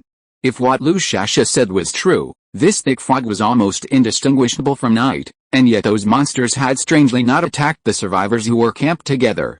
It sounded like they were toying with their prey, which was chilling. Click click, he pulled out his walkie-talkie, and sure enough, there was no signal. Unable to contact Chen Sixuan, he could only hope that teacher Chen was stable. So what should we do? Kiki sat down next to Lin Xian, tightening her jacket around her. She looked a little tired from using her powers. I don't know, Lin Xian said, looking at Lu Shasha. So you guys are going back to the square? Lu Shasha nodded. We can't get out, and there's nothing else we can do. She glanced at Kiki and asked, Are you cold? Kiki's eyes widened and she nodded. Lu Shasha wordlessly rummaged through the pile of luggage in the trunk, finally finding a slightly looser blue sweater and handing it to her. Here, my biggest one. Wow, thank you. Kiki's eyes lit up, and she took it without hesitation, removing her baseball jacket and then putting the sweater on and her jacket on. But I don't have pants that long, Lu Xiaxia glanced at Kiki's long legs with a complicated look, her expression a bit like, I feel cold just by looking at me. It's okay, Kiki said with a smile. I'm a lot warmer, thanks, you're welcome. Something was better than nothing. Compared to the thin, little tube top she'd been wearing before, this thick sweater instantly made Kiki feel much warmer. The pickup truck skirted numerous damaged cars and slowly entered a large T-shaped square. The dense fog had thinned considerably, and from a distance, Lin Xian could see several vehicles belonging to the survivors. Dozens of specially modified vehicles were parked in this area, resembling a small town's central square. These vehicles, parked in a circular formation, formed a simple defensive perimeter. These vehicles included heavy trucks, various jeeps, and even armored vehicles and tankers. But as the pickup truck entered the square, a dozen armed men suddenly appeared in front, blocking its path. The sound of bullets being loaded echoed in unison. The dark holes pointed at Lu Hui, the driver, and Lin Xian, the driver. Who are you? A gloomy, scarred, middle-aged man in the crowd shouted hoarsely. Living people, Kiki responded loudly, standing up and putting her hands on her hips. Lin Xian also stood up at this moment, scanning the crowd. Although their attire varied, they all wore the same standard body armor, seemingly some kind of armed group. Eagle, at this moment, a tall young man emerged from the fog behind them with a cold expression. He looked to be in his early 30s, wearing polished combat boots and handsome tactical gear. Despite the fog, he wore sunglasses, which looked a bit strange. He emerged, removed his sunglasses, and slowly walked forward. He stared into the cab and said coldly, You brothers and sisters again. The young man's name was Jin Yu, the boss of the largest of the convoys, the Black Dragon Convoy. He commanded an armed group composed of members of his former security company. The team numbered over 100, well-equipped, and well-equipped. He unceremoniously assumed the role of leader of the trapped survivors. The pickup truck door opened, and a towering figure stepped out. He stood a bit over 2 meters tall, and Lin Xian felt the entire vehicle lift several inches higher the moment he stepped out. Lu Hui, seemingly in his early 30s, had a square face. His reserved demeanor gave him an air of indifference, causing the surrounding gunmen to shudder. Hey, Lu Xiaxia, a short man, raised her grenade launcher and stepped onto the front of the truck. She said bluntly, We're not part of your team. What's your business telling us where we go? Newbies, please keep reading. Recommended. If you are listening to this novel on a channel other than Fanfic World, it means it was downloaded and re-uploaded without effort. We warmly invite you to visit our channel, Fanfic World. There you will find the original version of this story and many other novels of various genres. We look forward to seeing you dive into a world of incredible novels. Chapter 35 Survivor Camp. HMPH, Jin Yu snorted, immediately pulling out a pistol and pointing it at Lu Xiaxia's head. He snarled, Anywhere else, I'd give you hell, but we're all stuck here, and we're all in this together. If any trouble comes, I'll kill you, brother and sister, first. At that moment, Lu Hui, who had been silent until then, suddenly reached out and grabbed Jin Yu's hand. In an instant, all his men raised their guns at Lu Hui, but Lu Hui simply slowly pulled Jin Yu's wrist down, pinning his trigger-pulling hand. You. Let go. Jin Yu stared at him in horror, struggling to free his hand, only to find Lu Hui's strength was astonishing. Brother, Lu Xiaxia cried out in concern, clearly unwilling to engage in a confrontation. Only after hearing his sister's words did Lu Hui release Jin Yu's hand, still looking at him calmly. Jin Yu gritted his teeth and shook off his pinched hand. He glanced at the two men with a cold look. Just as he was about to explode, he suddenly saw Lin Xian and Kiki in the car. Who are these two? Just like us, unlucky guys who accidentally got in, Lu Xiaxia said. Jin Yu's eyebrows changed slightly. He glanced at Kiki calmly, snorted coldly, and turned to lead his men away. Eagle, bring a few more people to keep an eye on this brother and sister, Jin Yu instructed coldly on the way back. Boss, although Lu Hui is a superpower, he is not invulnerable. If you want to kill him, you can do it at any time. The scarred middle-aged man followed Jin Yu and said nonchalantly. No need, Jin Yu said calmly, his expression grim. If we're planning to charge, that guy might still be useful. Jin Yu was no fool. The combat power of a psychic was unmatched by that of an ordinary person. While he couldn't recruit Lu Hui, now that they were trapped in the fog, he longed for a few more capable psychics to serve as cannon fodder, giving him a better chance of survival. A modified pickup truck slowly entered the square and stopped in a corner. Survivors from other convoys cast strange glances at them. Besides Lu Hu and his sister, most were fixated on the new faces of Lin Xian and Kiki. Besides Jin Yu's Black Dragon convoy and Lu Hua's siblings, there were more than a dozen other convoys of survivors trapped here. Most of them had fled eastward from surrounding cities, with some numbering over 20, others only a few. Unlike the Black Dragon convoy, none were heavily armed, most had only a few firearms. These convoys, large and small, gathered in different areas, with children and women mostly in the vehicles, surrounded by men on guard. When we first arrived the day before yesterday, there were more people here. But yesterday, we all gathered together and rushed out of the city. Dozens of people died, so we had no choice but to retreat. Lu Xiaxia jumped out of the car, took out 2 cans and threw them to Lin Xian, then said to him, "You have superpowers, and my brother does too. If we can cooperate, maybe we can try to rush out." Hearing this, Lin Xian and Kiki looked at the man as strong as an iron tower behind Lu Xiaxia. It must be said that the difference in height and body shape between the brother and sister really makes people feel a little bit. Lu Xiaxia looks like a little deer, while her brother Lu Hu is as strong as a bear. "It's hard to say," Lin Xian said seriously. "We already had a hard time dealing with that spider today. If there were other monsters, I don't think our chances of success would be high." Looking around, there were at least 200 or 300 people in the square. Jin Yu's Black Dragon team was well armed, and combined with the other teams, they had at least 70 or 80 guns and cannons. If they couldn't break through with such firepower, and they'd lost dozens of men, then trying to charge through with just Lin Xian and Kiki sounded a bit unreliable. Kiki opened the back of the car and sat in, gazing at the thick fog in the sky, her legs dangling. She asked impatiently, "What's going on with this fog? Who knows? It hasn't shown any signs of receding in days," Lu Xiaxia said with a hint of despair. "So what do we do now?" Lu Xiaxia raised her chin towards the center of the square, where Jin Yu was conferring with the leaders of several teams. "I guess we have no choice but to charge. If we can't get out before midnight, we'll be dead." Time slipped by, and Lin Xian checked his watch. It was already 6:05 p.m., only 40 minutes until dark. But after some thought, the situation now seemed no different from after dark. Will those monsters attack after dark? Thinking of this, Lin Xian asked Lu Xiaxia. "Yes," Lu Xiaxia nodded. "The loud noise will attract those monsters, but the big ones haven't appeared yet." Just then, the roar of several cars and the sound of gunfire in the distance shattered the tranquility of the survivors' camp. Everyone stood up in unison, the men armed and ready to engage. "What's that noise, over there? Be careful, another convoy," the crowd chattered, and Lin Xian and Lu Xiaxia also looked alert. "Let's go check it out." Lu Xiaxia grabbed the grenade launcher and ran over. Her brother Lu Hu, pulling a rifle from the driver's seat, slung it over his shoulder, and followed. Lin Xian and Kiki cautiously followed. Thick fog rolled into the streets to the northwest. The sounds of howling corpses and bursts of gunfire gradually approached. Dozens of people in the square scattered, their weapons drawn.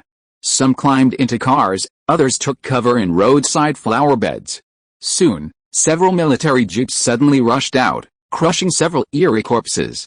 The occupants fired continuously at the corpses surging along the roadside and behind them. Jin Yu, standing in front, saw the military jeeps and his eyes lit up. No matter who they were, the enemy's superior firepower provided him with additional protection. He immediately ordered, "Everyone help." For a moment, a continuous barrage of gunfire rang out, resembling a large-scale modern battle. Under the cover of heavy firepower, the military jeeps quickly broke through the tide of corpses and entered the square. As the crowd retreated to their defensive lines, more gunmen in the convoy began to resist the tide of corpses. At that moment, several grayish-white corpse dogs, controlled by strange black insects, howled and rushed out from the tide of zombies.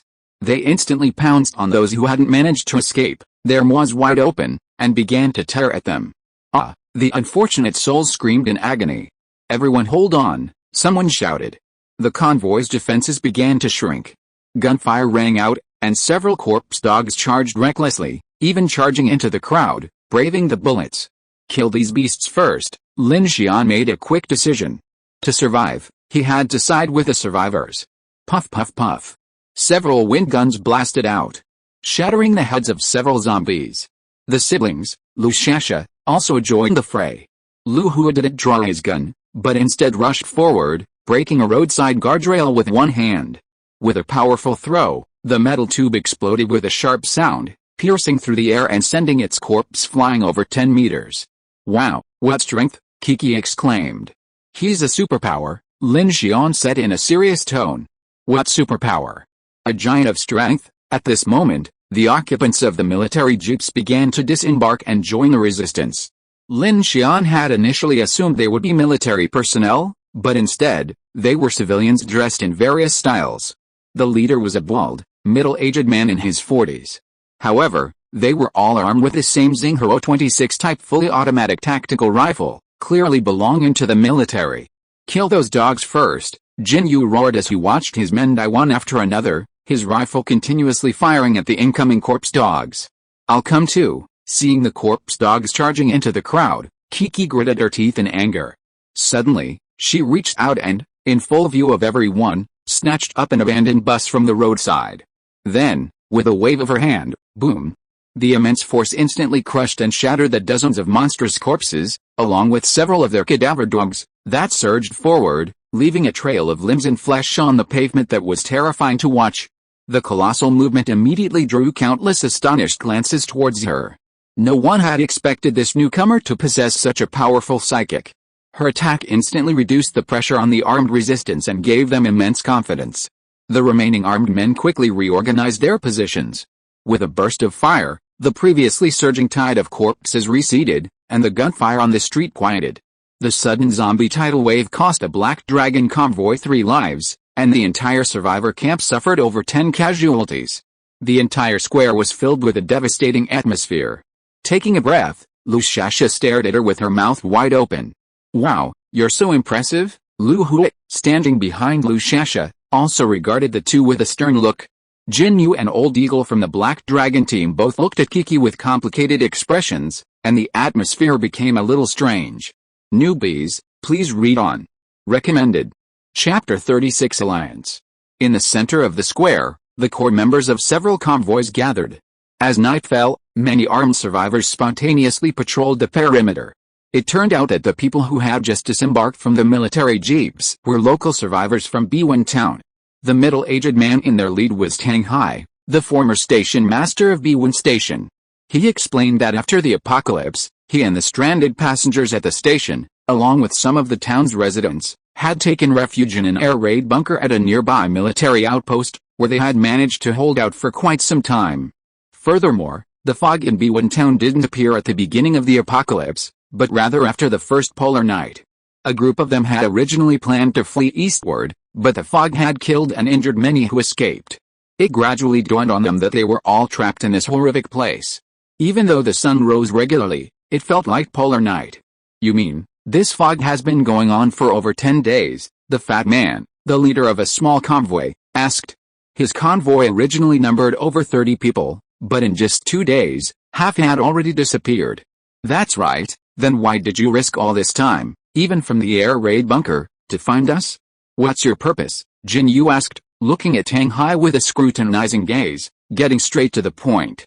"What other purpose is there?" "To save you, of course." Before Tang Hai could reply, a rather ruffian-looking young man beside him shouted, "There's a small road south of the city. I've scouted it. It's relatively accessible. With trucks and armored vehicles leading the way, we can definitely get out." The moment these words were spoken, the atmosphere suddenly fell silent. The other convoy leaders looked at him strangely, some even uttering disdainful murmurs. Jin Yu snorted coldly, his expression unkind. "Do you think we're stupid? If there's a way out, why don't you just rush out on your own? Why come all this way to save us?" His words echoed everyone's inner thoughts. In this apocalyptic world, everyone was preoccupied with self-preservation, and each convoy was filled with suspicion of one another. Even a little girl like Lu Shasha wouldn't believe such words. "Yuming, let me do the talking." Tang Hai raised his hand to calm everyone down, then explained, "To be honest, everyone wants to escape, so our goal is the same, unite.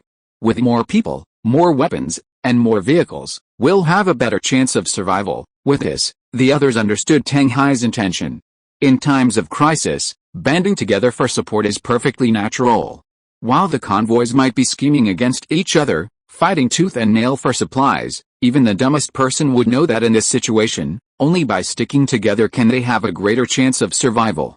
Of course, everyone was thinking, it's better to let your friends die than to let me die. The more cannon fodder, the better their chances of survival.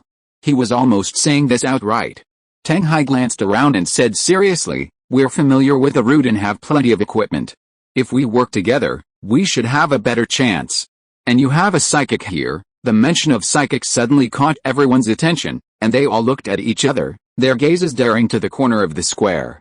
That brother and sister and those two people don't seem ordinary. Someone said. Who's that woman? Why is she so powerful? Jin Yu stood up and looked towards Lin Xian. I almost forgot about this, he said, and headed straight for her. The other team leaders hurried over.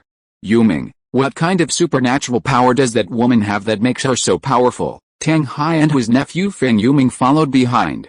Uncle, it seems to be some kind of telekinesis, quite impressive, Feng Yuming said with a frown. Tang Hai's eyes flickered with joy when he heard this.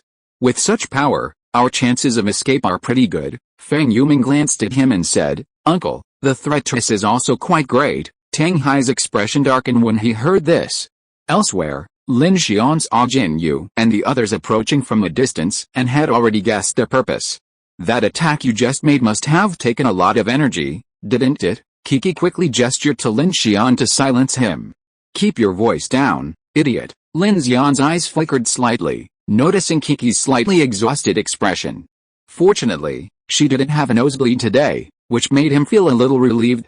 Jin Yu and his group approached in a mighty procession. Seeing this, Lu Shasha, a little girl eating canned food, immediately jumped out of the passenger seat and stepped in front of them. Hey, what do you want to do? Lu Hu also quickly stood up and stood beside Lu Shasha. Jin Yu's gaze swept over the group, his tone less sharp than before. Don't be nervous, we're not here to cause trouble. Right. Another team leader quickly echoed, we hope you can join us and work together, you're so capable, we definitely have a chance to break out. At this moment, the team leaders looked at Lin Xian and Kiki with eager eyes.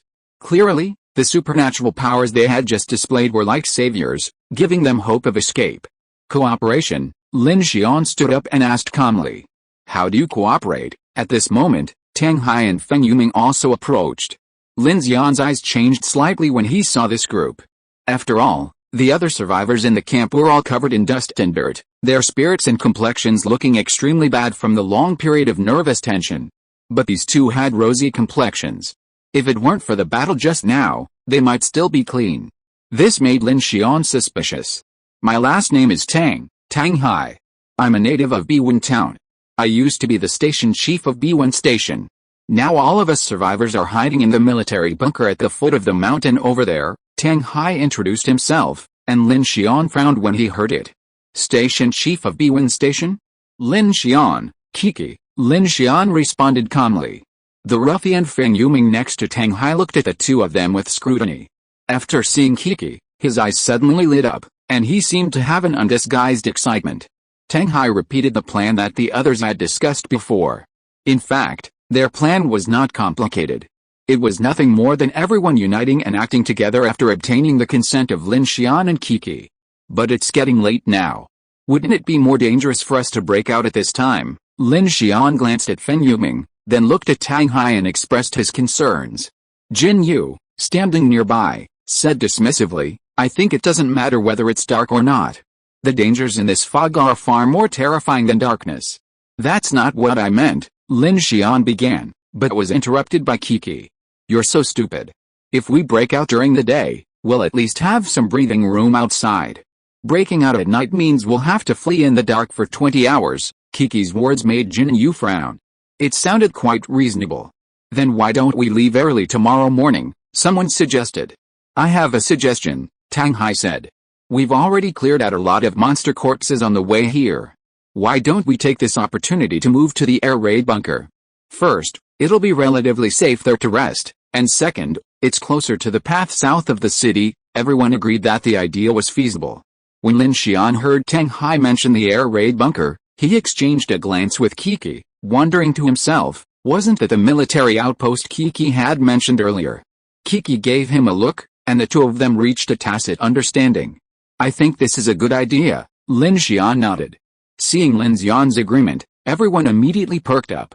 Jin Yu silently glanced at Tang Hai, but without saying anything else, he turned back and told Old Eagle, "Gather everyone and get ready to go." Suddenly, the survivors' camp became bustling. The survivors in the convoy packed their belongings and soon were ready to go, starting their engines. In a modified heavy-duty off-road vehicle, Eagle observed the military jeeps ahead and said coldly, "Boss, there's definitely something fishy about this Tang guy. I saw that a long time ago." Jin Yu sneered at the side. He then picked up the walkie-talkie and said to the men in each team of his convoy, "Everyone, be careful to conserve your ammunition and turn off the safety for me." After saying that, he put down the walkie-talkie and glanced at Eagle calmly. "According to my original plan, I was going to plunder that military outpost. If anything unusual happens later, you'll kill the Tang guy right away." A fierce gleam flashed in Eagle's eyes, and he said in a low voice, "Don't worry, boss." Buzz. The convoy started, with Tang Hai's several military jeeps leading the way, followed by a dozen heavy-duty modified vehicles from Jin Yu's Black Dragon convoy. The remaining dozens of convoys of various sizes followed behind, and Lu Yu's pickup truck carrying Lin Xian and Kiki followed at the end. Sasha, sitting in the passenger seat, opened the rear window. "Are you cold?" "Not bad," Lin Xian replied. "Brother Lin, be careful, they might plot against you." Sasha wasn't very old, but she was quite cunning. Lin Xian's gaze settled in. He was about to say that everyone was the same, but looking at Sasha, he calmly changed his words and said, "Everyone wants to get out. If they really lose their composure, they'll definitely all run away when disaster strikes." Sasha grabbed the window, glaring at Lin Xian and said, "Then we have to go together." "I just saved you." Lin Xian nodded, looked at Sasha and said, "Okay, let's form an alliance." Newbies, please read on. Recommended. Chapter 37 Outpost. Beep, beep. At 6:45 p.m., darkness fell. On the platform at B1 station, the Infinity train sat quietly in a thick fog. Aboard, Chen Sixuan was overcome with anxiety. The intercom emitted only deathly silence, not a single signal fluctuation. Her heart raced. She gazed anxiously out the window. The thick fog seemed alive, enveloping every inch of the air, magnifying the night's darkness. Chilly air clung to the windows, and deep within the fog, something unknown and terrifying seemed to lurk, chilling her heart and conjuring up ominous premonitions. Swish! Chen Sixuan pulled down the window shades. She found a handy crowbar in the toolbox in car 3 for self-defense. She quietly leaned against the sofa, keeping a close eye on her surroundings. They're both psychics, they should be able to handle any situation. This wasn't the first time she'd encountered Lin Xian's failure to return in time. Her only option now was to guard the train while avoiding attracting the attention of any monsters. Woo! Just then, a deep, powerful roar of an engine suddenly erupted in the distance, piercing the barrier of mist and striking Chen Sixuan's eardrums. The sound was so abrupt, standing in stark contrast to the surrounding silence, it instantly raised her to high alert. She immediately rose and went to the cockpit, peering through the window. Unexpectedly, she saw a locomotive, its lights flashing, slowly chugging along the distant track. Clang, clang. Chen Sixuan covered her mouth at the sight. Elsewhere, things were progressing much more smoothly than expected. The convoy of dozens of vehicles had made it out of the main road. Aside from a few scattered corpses, the convoy encountered no trouble. For safety's sake, each team tacitly refrained from firing, alerting any more monsters. Soon, the convoy passed through a stretch of forest, where a sign reading "Military Restricted Area, No Entry" appeared ahead. Soon, a large military base came into view. However, the once heavily guarded military outpost now lay desolate, lying isolated at the foot of the mountain, enveloped in silence and desolation. Within the high-walled fort, a group of survivors who had been hiding there opened the steel gates, moved aside the barricades, and let the convoys in. The night was already pitch black, and countless headlights illuminated the ransacked outpost. Within the compound lay several jeeps stripped to their frames, a heavy TFV-600 double-barreled tank with broken tracks and even its sight removed, and most notably, a damaged Iron Guard III military assault armored vehicle. Holy crap! There's even this thing. A young man wearing glasses, clearly a member of the Black Dragon convoy's technical staff, quickly jumped out, his eyes lighting up. "It's broken." Tang Hai ordered his men to close the outpost's gate, then walked over and said, The interstellar forces completely evacuated before the last polar night. This thing is basically just a lump of metal. We've already searched for anything usable. No one doubted his words, but many people were new to this kind of military armor, and it quickly attracted a crowd of onlookers from the survivors. Wu Songlin, Eagle, look around for anything useful. Take it with you. Jin Yu, clearly more confident in his professional men, immediately ordered them to search for something useful. Even if it was just usable armor steel. They had high-speed cutting machines that could be used to assemble the convoy. You don't mind, do you? Jin Yu glanced at Tang Hai, his tone tentative. We don't mind, Tang Hai said with a shy smile, appearing to be very easygoing. He turned to look toward the foot of a hill. Not far away, a massive structure loomed, a large air raid shelter, its entrance sealed tightly by a thick steel door. Despite weathering the elements, it still exuded a formidable ruggedness and majesty. 46 of us have been in that shelter for nearly 3 months. Now, there are only about 20 left. The walls are high and the gates are thick. You can rest up tonight. We'll set off at dawn tomorrow. Wow, Lin Xian, look. Just then, Kiki and Lin Xian got out of the car and approached the gathered crowd. Her eyes lit up at the sight of the nearly 3-meter-tall humanoid war armor. How handsome.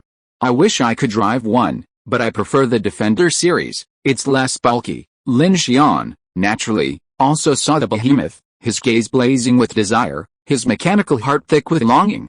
These massive military vehicles were something he had always desired, but since the apocalypse, trapped in the city, he hadn't had the opportunity to encounter them.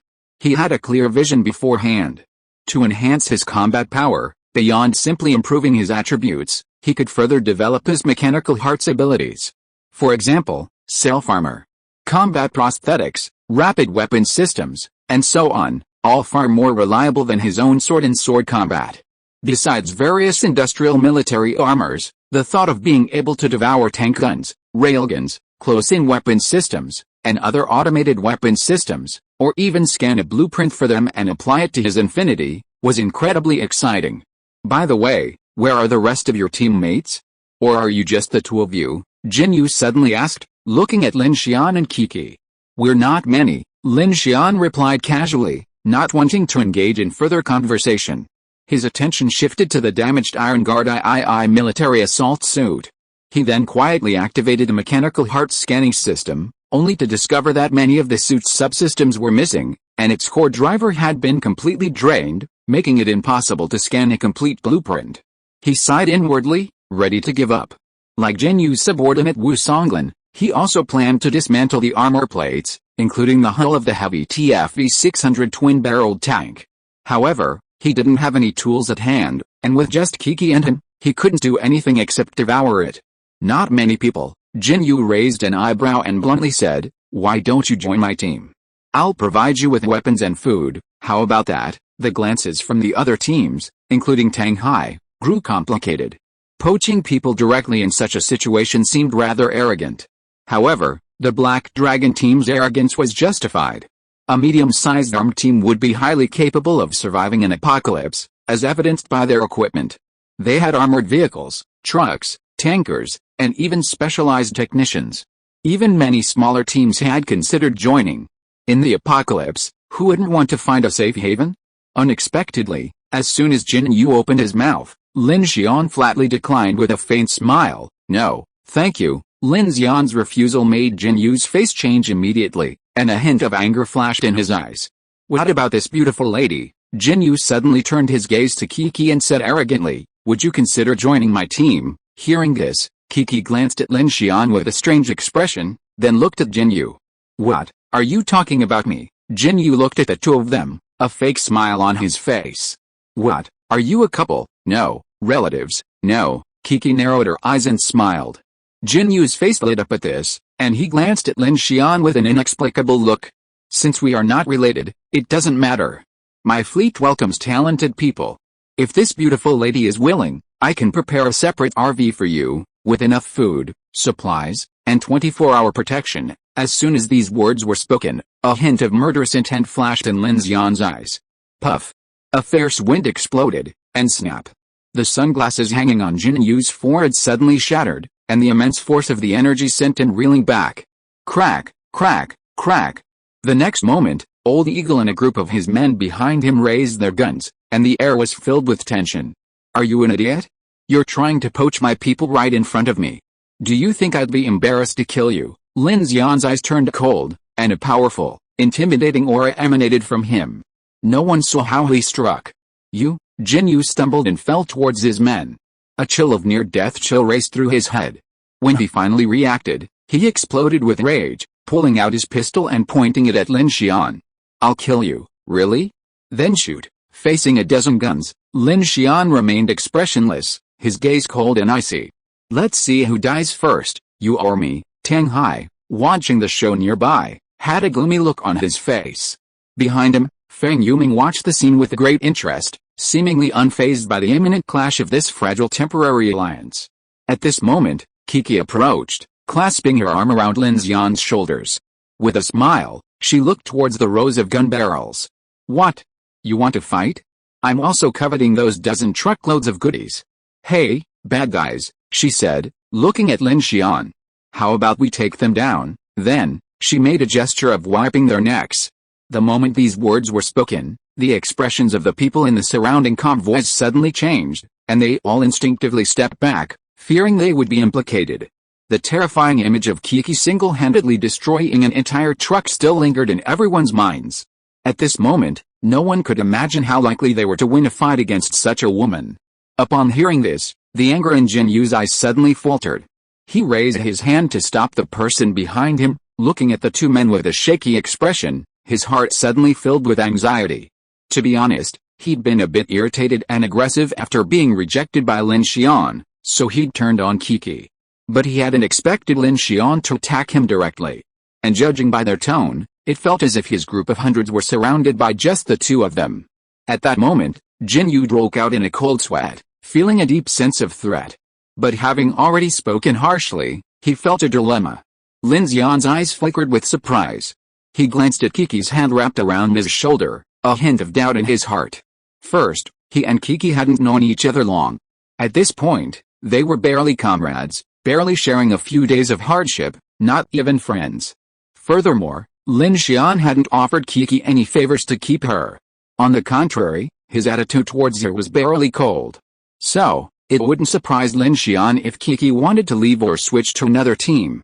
But facing Jin Yu's arrogant and brazen behavior, he had to respond. I didn't expect Kiki to stand with him so firmly. It seems that this girl is not stupid. Newbies, please read it. Recommended. Chapter 38 Armory. Hey. What are you doing? Just as the two sides were on edge, Lu Shasha emerged from the crowd, carrying a grenade launcher. Meanwhile, the tall Lu Yi followed behind, machine gun in hand. We're in the same group, Jin. If you're brave enough, try shooting. Lu Shasha, young and short, stood in front of Lin Xian and Kiki, carrying a heavy weapon, giving off the air of a fierce young woman. Jin Yu's gaze swept over the men who were staring at him eagerly, his expression shifting. After a moment, he gritted his teeth and admitted defeat. Don't mind me, brothers. I just admire you two for your abilities. I'm speaking from pure admiration, and I'm aiming for cooperation. Please forgive me if I've offended you. Yeah, that's right. At this moment, Tang Hai finally interrupted, his manner of a peacemaker. Everyone, calm down. This is a matter of life and death. This fog has trapped everyone here. Let's all consider our current situation first. As for other grudges, we can discuss them once we're out of here. Lin Xian suddenly looked at Tang Hai.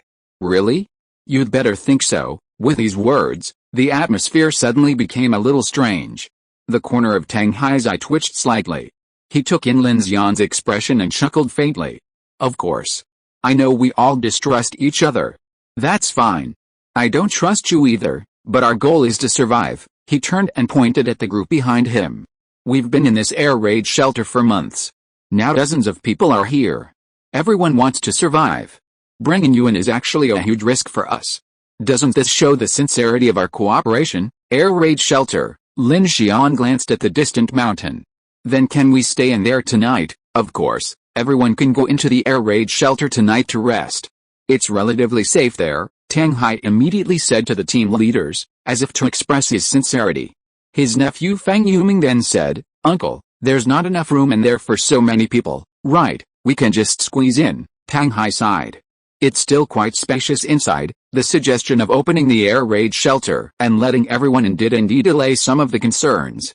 But despite his suggestion, none of the team leaders on the scene were responded. Each one looked at him strangely. No need. We won't leave our vehicles and will be on guard all night, Jin Yu responded first. After the tense atmosphere subsided, he simply glanced coldly at Lin Xian and Kiki before turning and walking away. The other team leaders also declined. We don't need that either, just gather tomorrow, we'll do the same. Seeing no response, Tang Hai remained silent. Feng Yuming, however, looked displeased. Tisk, how can a car be as safe as a bomb shelter, you idiots, Yuming, Tang Hai chided.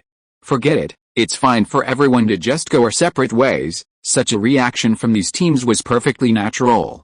Regardless of whether they believed you, Tang Hai, or not, it was mainly because these people had been on the run for so long, and practically all their belongings were in the team.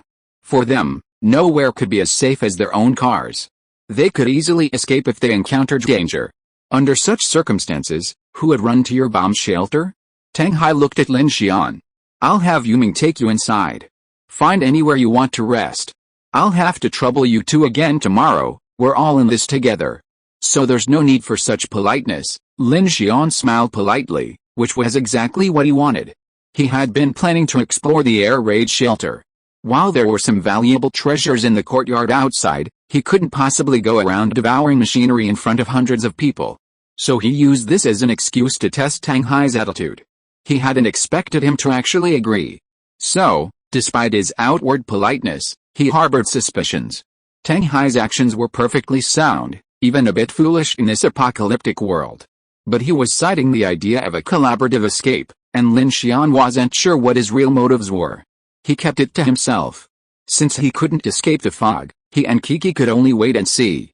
Just as he was about to enter the shelter, he saw Lu Shasha nearby and paused. Seeing Lin Xian's gaze, Shasha quickly waved her hand and pointed to the pickup truck. You guys go ahead.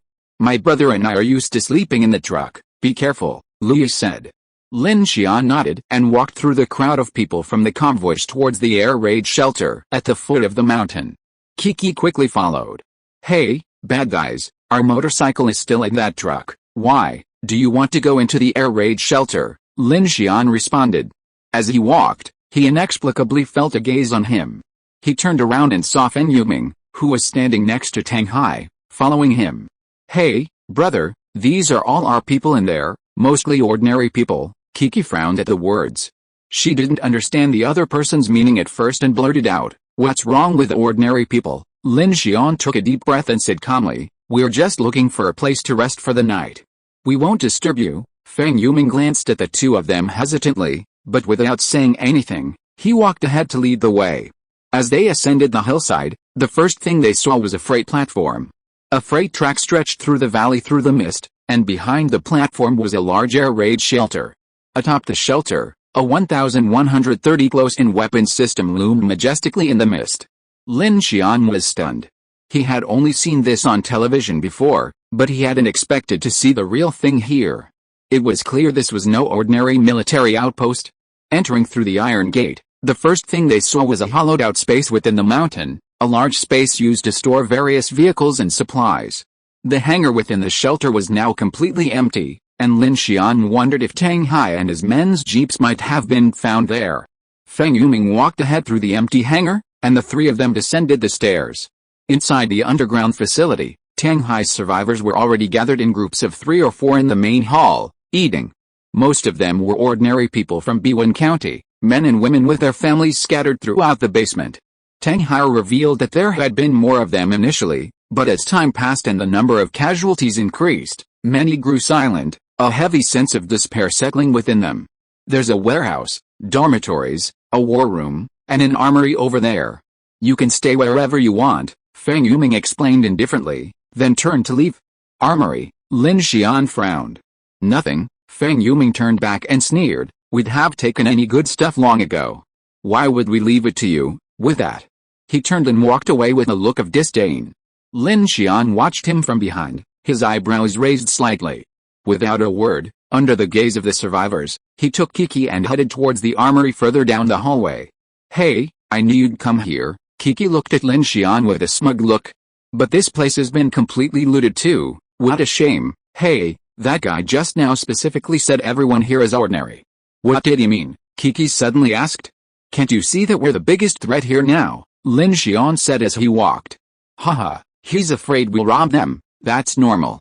One psychic can be the core of a convoy, and the two of us are alone, so it's inevitable that people will feel dangerous. This wasn't just a simple air raid shelter. While the exterior looked like a military base, it housed a complete underground facility, equipped with an information operations room, armory, storage rooms, dormitories, and other facilities. What a great place to hide. It had to be said that this place was truly a natural doomsday shelter. With sufficient supplies, it could accommodate at least 50 people for at least 6 months. However, judging by the survivors' condition, they had plenty of military vehicles, weapons, and ammunition, but they seemed to be having trouble getting enough food. Otherwise, they wouldn't have thought of escaping before midnight. The armory door opened, revealing rows of empty shelves. Aside from gas masks, helmets, and other useless items, everything else had already been looted by Tang Hai's survivors. The entire armory was filled with a dizzying stench of feces and urine. Kiki retreated, covering her nose. Let's go somewhere else, newbie, please keep reading. Highly recommended. Chapter 39 Underground Elevator. The other information operations room was relatively empty, with tables, chairs, and benches piled haphazardly together, and even traces of people sleeping on the floor. Let's sleep here. Lin Xian dragged a stool out and looked at Kiki. You take a break first. Kiki looked at the dirty floor with disdain. On the other side was a command and operations desk with more than a dozen screens and information equipment. However, with a power outage, these electronic devices were not worth even a piece of bread. Her eyes lit up, and she walked over with interest. Hey, bad guy, can you move these things onto the train and convert them into an information center for me? Information center. Lin Xian's heart moved. He had noticed when he was outside earlier that this base had a sentry early warning system, but the entire system was very complex and not something he could easily dismantle and remove. That's easy to say, but how are we supposed to move it back? Kiki pouted. You're silly. There's a freight railway just outside. It must be connected to the railway at North Bay Station. I know. Lin Xian gave a wry smile. What I mean is, we're all trapped in the fog now. We can't even escape. So how can we even move anything? Yeah, that's true, Kiki said dejectedly, stretching and looking at Lin Xian wearily. I can't do it anymore. I need to rest. Lin Xian found a corner to sit down and ignored her, knowing that Kiki was extremely weak. Whether it was Jinyu or Tang Hai, Lin Xian knew they had their own agenda. In this situation, everyone was thinking of the death of their friends rather than their own. The reason they were being so polite to him and Kiki was purely because they were psychics. Once they were out of the fog, Lin Xian would be their greatest threat. Of course, some people were sure to rely on Lin Xian and Kiki as a kind of support, but now everyone's fate was uncertain, and with only 2 days left until polar night, survival was another matter. A place like this should have a backup power source or generator. Lin Xian looked out at the hall where the survivors were lighting candles on the floor, suggesting a functional ventilation system, but the power was completely gone. It's in that armory. It stinks. Kiki sat down next to Lin Xian, resting her head on his shoulder before falling asleep. Lin Xian looked back at the girl, a complicated expression on his face. She had clearly fainted after using her superpowers twice against the giant insect yesterday, yet she had managed to remain calm and composed until now. She was very clever. If others knew her superpowers wouldn't last long, Jinyu and Tang Hai wouldn't be so wary of them. Even if Lin Xian had displayed his superpowers, the pressure he exerted wouldn't have been as overwhelming as Kiki's. Thinking back to her 3 days of feigning sleep, Lin Xian even began to wonder about this girl's true identity. How could a wealthy daughter possess such a resilient heart? As night fell, everything was silent, whether in the convoys outside the outpost compound or inside the air raid shelter. No one made a sound. Tonight was destined to be a sleepless night, not only because of the fear of the darkness, but also because everyone was preparing to break out of the fog tomorrow, a plan that carried a shaky fate. Lin Xian didn't rest, but instead placed his hand on the combat platform, activating the mechanical heart. However, he soon realized that this command system wasn't just a collection of servers and information equipment, but an integrated hub connecting the entire outpost system. The system's vastness exceeded his expectations, and his energy was rapidly draining. Lin Xian was horrified. Just as he was about to stop the mechanical heart's coverage, he suddenly noticed something strange, a secret elevator beneath the underground fortifications. And at that moment, the elevator was moving downwards. Lin Xian frowned and immediately stood up to look out into the hall. There was no movement. So where did this elevator come from? And since this underground facility was out of power, how could this elevator still be used? Backup power. Lin Xian glanced at the sleeping Kiki, remembering her mention of a backup generator in the armory. Noticing something unusual, Lin Xian suddenly grew cautious, his first thought being Tang Hai. He and Jin Yu both felt something was amiss with Tang Hai. While their motives were shared, they both felt his timing was unfortunate. Lu Shasha had arrived the day before yesterday, and Jin Yu's group had arrived a day earlier. Logically, Tang Hai would have known about their arrival, but they hadn't left until today, risking a zombie attack. However, Tang Hai, as a local, had led everyone directly to this shelter, which looked safer than the square, allaying some of their suspicions. So, despite suspicions between the teams, trapped in the fog, they were all in the same boat. Tang Hai had even left the door to the underground air raid shelter open, so Lin Xian had to suppress his concerns. Out of caution, Lin Xian decided to explore around. He immediately put Kiki down, found a discarded sleeping bag for her to lean on, and walked out of the operations room. The survivors outside looked at Lin Xian with strange eyes. Because Feng Yuming brought him in, no one said much, and everyone seemed a little taciturn. Lin Xian ignored these people and walked into the armory again. Sure enough, in the innermost part, he saw a large diesel generator and energy storage system. However, when he used his supernatural power to explore, he found that the generator set had been damaged for a long time and had no oil. He couldn't help but change color immediately. What's going on? There is obviously no electricity? Is there any other reserve energy? This discovery made him suspicious. After searching for a while, he returned to the hangar entrance of the air raid shelter. The iron door was now locked.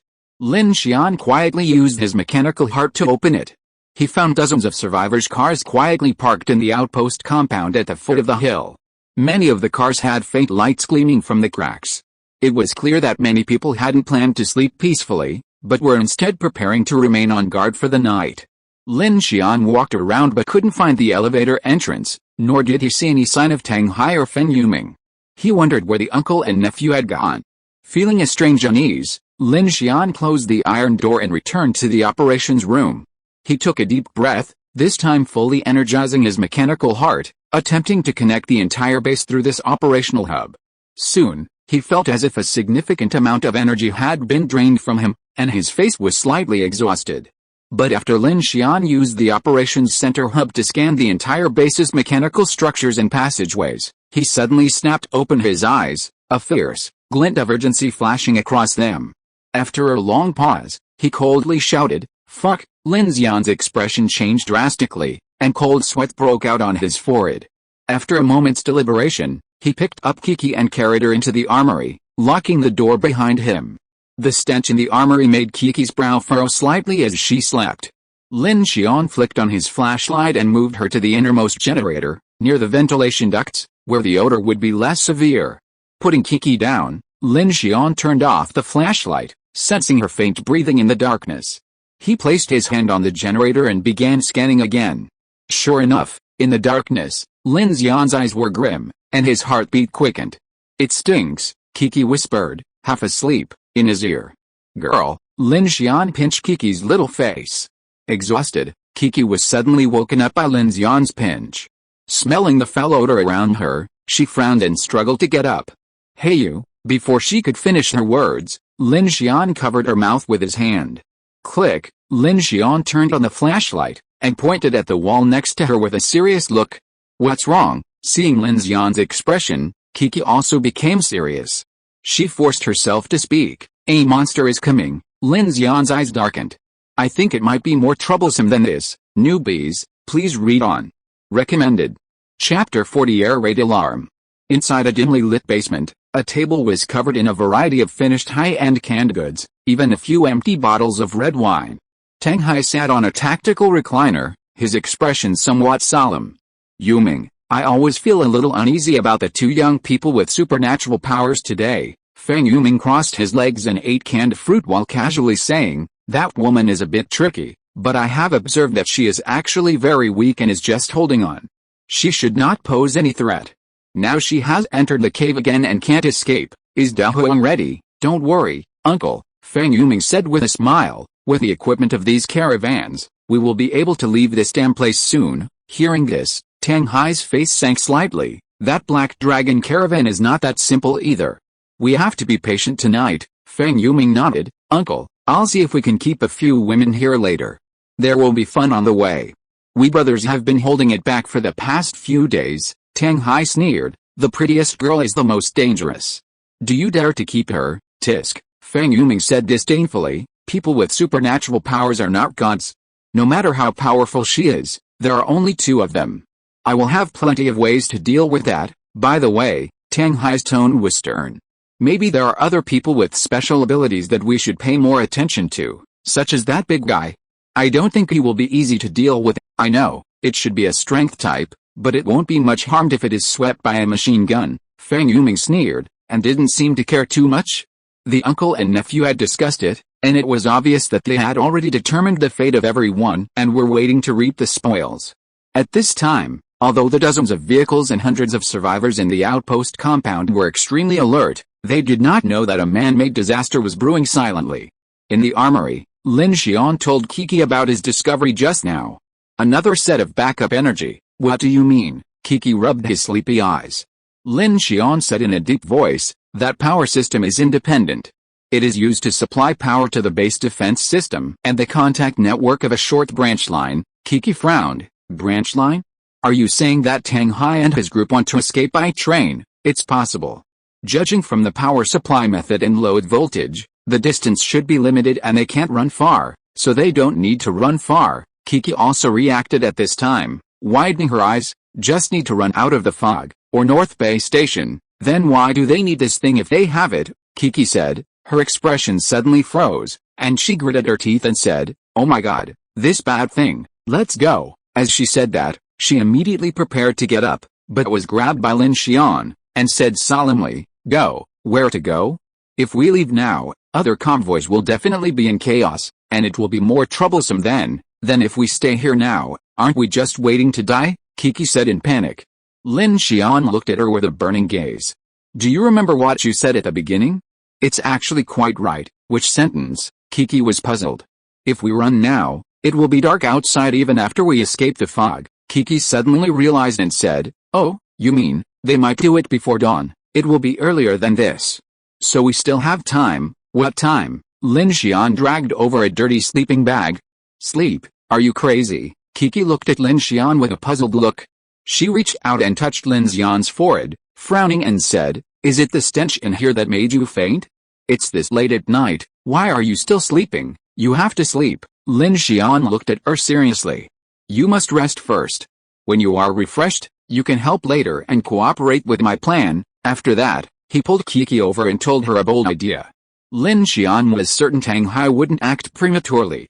Firstly, as Kiki had said, he wanted to wait until midnight, and secondly, to let the others relax after the night wore on. Regardless, he had to have both options ready. Only when Kiki regained some of her energy would she have a better chance of breaking out. Upon hearing Lin Xian's plan, Kiki's expression changed slightly. What about Shasha and the others? Should we go? Lin Xian shook his head. We can't take care of them right now. Telling them won't help, and it might even alert the enemy. Stop talking, and go to sleep. Kiki frowned, obeying Lin Xian's words. She forced herself to endure the stench in the room and lay back on her sleeping mat to rest. Lin Xian stopped talking, reached out his hand on the generator, and started, mechanical devouring progress 1%. Lin Xian watched the slow progress on the screen, sweat beginning to bead on his forehead. He had roughly guessed the true intentions of Tang Hai and his men, and a cold sweat welled up inside him. Compared to this, his initial caution had been naive. This was the first time Lin Xian had devoured such a massive generator set. Including the energy storage equipment, this 1900 kilowatts diesel generator could almost provide backup power for an entire residential complex. The task was incredibly challenging. Furthermore, His physical strength was already greatly depleted, and he wasn't sure if he could hold out until the end. He took a deep breath and forced himself to calm down. Fortunately, his mechanical devouring had reached level 2, significantly improving its efficiency. Time ticked by, and soon it was 5 a.m. After days of intense tension, many of the survivors, the elderly, the weak, the women, and the children, had fallen asleep. Even the men on night watch were dazed. Some began washing their faces with water, while those who could afford it drank coffee to stave off the overwhelming drowsiness. In the night, a thick fog enveloped the outpost's high walls. All around was a profound silence, the only sound being the rustling of insects. The occasional cry of a child was quickly drowned out by its mother, fearing any trouble might arise in the darkness. Everyone remained in perfect tacit agreement, quietly awaiting the dawn. But then, a piercing air raid siren suddenly blared, intensifying in intensity, instantly sending everyone into cold sweat. What's that? Air raid siren? Damn it, what's going on? Who did this? Back in the Black Dragon convoy, Jin Yu, napping, suddenly jolted awake. His eyes widened, and he angrily shouted, "No, you bastard!" He decisively picked up the intercom. "Everyone, alert, where's that old bastard? I haven't seen him since last night." Eagle, standing on the roof of another car, rifle in hand, scanned the area for Tang Hai's men, but saw no sign of them. The siren quickly attracted countless zombies, their howling echoing in the air. A terrifying sound. "We've been tricked," Jin Yu roared. No wonder this guy deliberately invited everyone into the air raid shelter. He's playing hard to get, so are we going to hide in the shelter now? Hide for nothing. It must have been locked. He'd been prepared for some trickery from Tang Hai, but he hadn't expected him to be so ruthless, to strike right in his own shelter. Was that something a human could do? Many convoys reacted immediately, and the entire compound erupted in commotion. Numerous curses rang out, greeting Tang Hai, and all the vehicles started up. Some smaller convoys disembarked and ran toward the shelter. Meanwhile, when the Black Dragon convoy opened the outpost gate, they were shocked to find it filled with barricades and marble blocks. Jin Yu, enraged, shouted, "Obstacle clearing team, clear the way." The modified heavy truck slowly lowered its steel shovel and, with a sharp throttle, sped out. With a series of loud explosions, the truck instantly cleared a lane. "Brother, are we leaving too?" In the pickup truck on the other side, Lin Xian, startled awake, called out anxiously, looking at the chaotic convoy. Liu glanced toward the air raid shelter, his expression hesitant. "Should I go call them?" Lin Xian shouted. "Not yet." Liu grabbed her, looking out the window. "They have superpowers," Lin Xian nodded and said hurriedly, "Okay, then we'll wait for them." Just then, the dozen or so survivors preparing to rush into the air raid shelter had just reached the iron gate when suddenly, a flash of fire and a massive explosion erupted. Boom! The fireball illuminated the entire outpost compound, instantly engulfing the survivors. "Oh no, Sister Kiki and the others, ugh!" The shrill screams of the zombies soon swarmed in, and gunfire began to ring out from all around. Lin Xian's face turned pale with anxiety. She waited for a long time, but there was still no sign of Lin Xian and Kiki. At that moment, Liu acted decisively, stepping on the accelerator. "Brother, let's go." Any further hesitation would have prevented the two from escaping. So, decisively, the pickup truck revved its engine and rushed out of the outpost. Countless zombies, strange corpses, corpse dogs, and black centipedes surged into the outpost through the fog like a tide. A van, unfired, was instantly engulfed in the horde. Another SUV crashed into a concrete pier in the chaos. Desperate, the occupants fled with their guns drawn, running towards the air raid shelter, firing back. But before they could take a few steps, corpse dogs emerged from the darkness and pounced on them. "Ah, help, wife, run. I'm going to fight you beasts." The shelter had completely exploded, and countless zombies swarmed in, drawing a wave of horrific screams from within. Shrill screams echoed through the valley. A series of headlights raced through the fog in the night. All the convoys fled frantically, following the Black Dragon convoy. The sky was filled with all sorts of monsters and zombies charging at them. A single car lost control, triggering a series of accidents before being engulfed by the zombie tide. Jin Yu's armored vehicle drove behind the truck that cleared the way, his eyes bloodshot. Car 4. Car 4. Answer me, damn it, Wu Songlin, have you found the route? The only way out is through the city. That path has to go back, the younger brother shouted into the intercom. Shit, boss. I don't think something's right, the younger brother suddenly said. Newbies, please follow along. Recommended. Chapter 41 Fierce Battle. If you've got something to say, get out of here. Jin Yu was already on the verge of exploding. That old man killed us all. What good did he get out of it? Jin Yu's hand, clutching the intercom, froze as he heard this. His brow furrowed. His first reaction was that Tang Hai was trying to seduce the survivors, using the air raid siren to kill them all so he could snatch up tons of equipment and supplies for free. But now, he realized that if everyone escaped and died outside, there was no point in him sending them all to his shelter. He could just wait until everyone was dead and then come out and take advantage. Everyone was stuck in the fog anyway. Jin Yu's frown deepened as an even more terrifying thought struck him. Crack! Jin Yu's body trembled, his eyes blank. He screamed into the intercom, "Fuck you. That bastard is trying to use us all as bait to lure the monster away so he can escape." Everyone in the convoy felt a chill in their hearts upon hearing this. Gather all the survivors, use them to lure the monsters out of the fog, and then buy their chance to escape. What a diabolical plan. Those stone blocks and barricades at the gate were all just a decoy. Their real purpose was to trick them into escaping. Damn it, Jin Yu cursed, gnashing his teeth. Finally realizing what was happening, he was furious and snapped, "Let's go. Turn around and give them a surprise attack. Even if I die, I won't let that bastard off." Though his words were harsh, Jin Yu was actually quite clever. He knew the further they ran now, the more vulnerable they would be to Tang Hai. Furthermore, it was nighttime, and the danger was exacerbated by the thick fog, making their chances of survival extremely slim. If they turned back, they might even be able to catch Tang Hai off guard. The more chaotic the situation, the greater their chances of escaping. They couldn't just let that group of people lead the monsters away. Squeak, squeak, squeak. With a command, all the vehicles began to turn around at the intersection. The other convoys following behind were thrown into disarray upon seeing this scene. Some hurried to keep up, while others scattered into the streets, a gesture of self-destruction, each fleeing in the face of impending disaster. Elsewhere, as the convoy carried the zombie tide toward the town, the outpost was already a bloody mess. Suddenly, a freight electric locomotive emerged from the dense fog, slowly approaching the platform, towing several passenger cars laden with supplies. The doors opened, and a dozen armed gunmen, already positioned in ambush, disembarked and began to eliminate the remaining zombies within the outpost. Duh. Several military jeeps also arrived from the other direction. The men appeared well prepared, and as soon as they disembarked, they began to clean up the scene. Tang Hai and Feng Yuming, the leaders, emerged from a secret underground facility via a small elevator. Gazing at the devastated compound, Tang Hai's expression was filled with worry.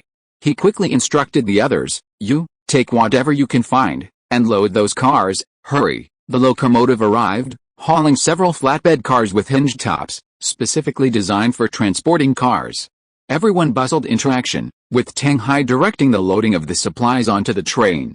As the former station master of B1 Station, he possessed considerable experience in this area. And the operation proceeded smoothly and methodically. "Where are those two people?" Feng Yuming asked his men.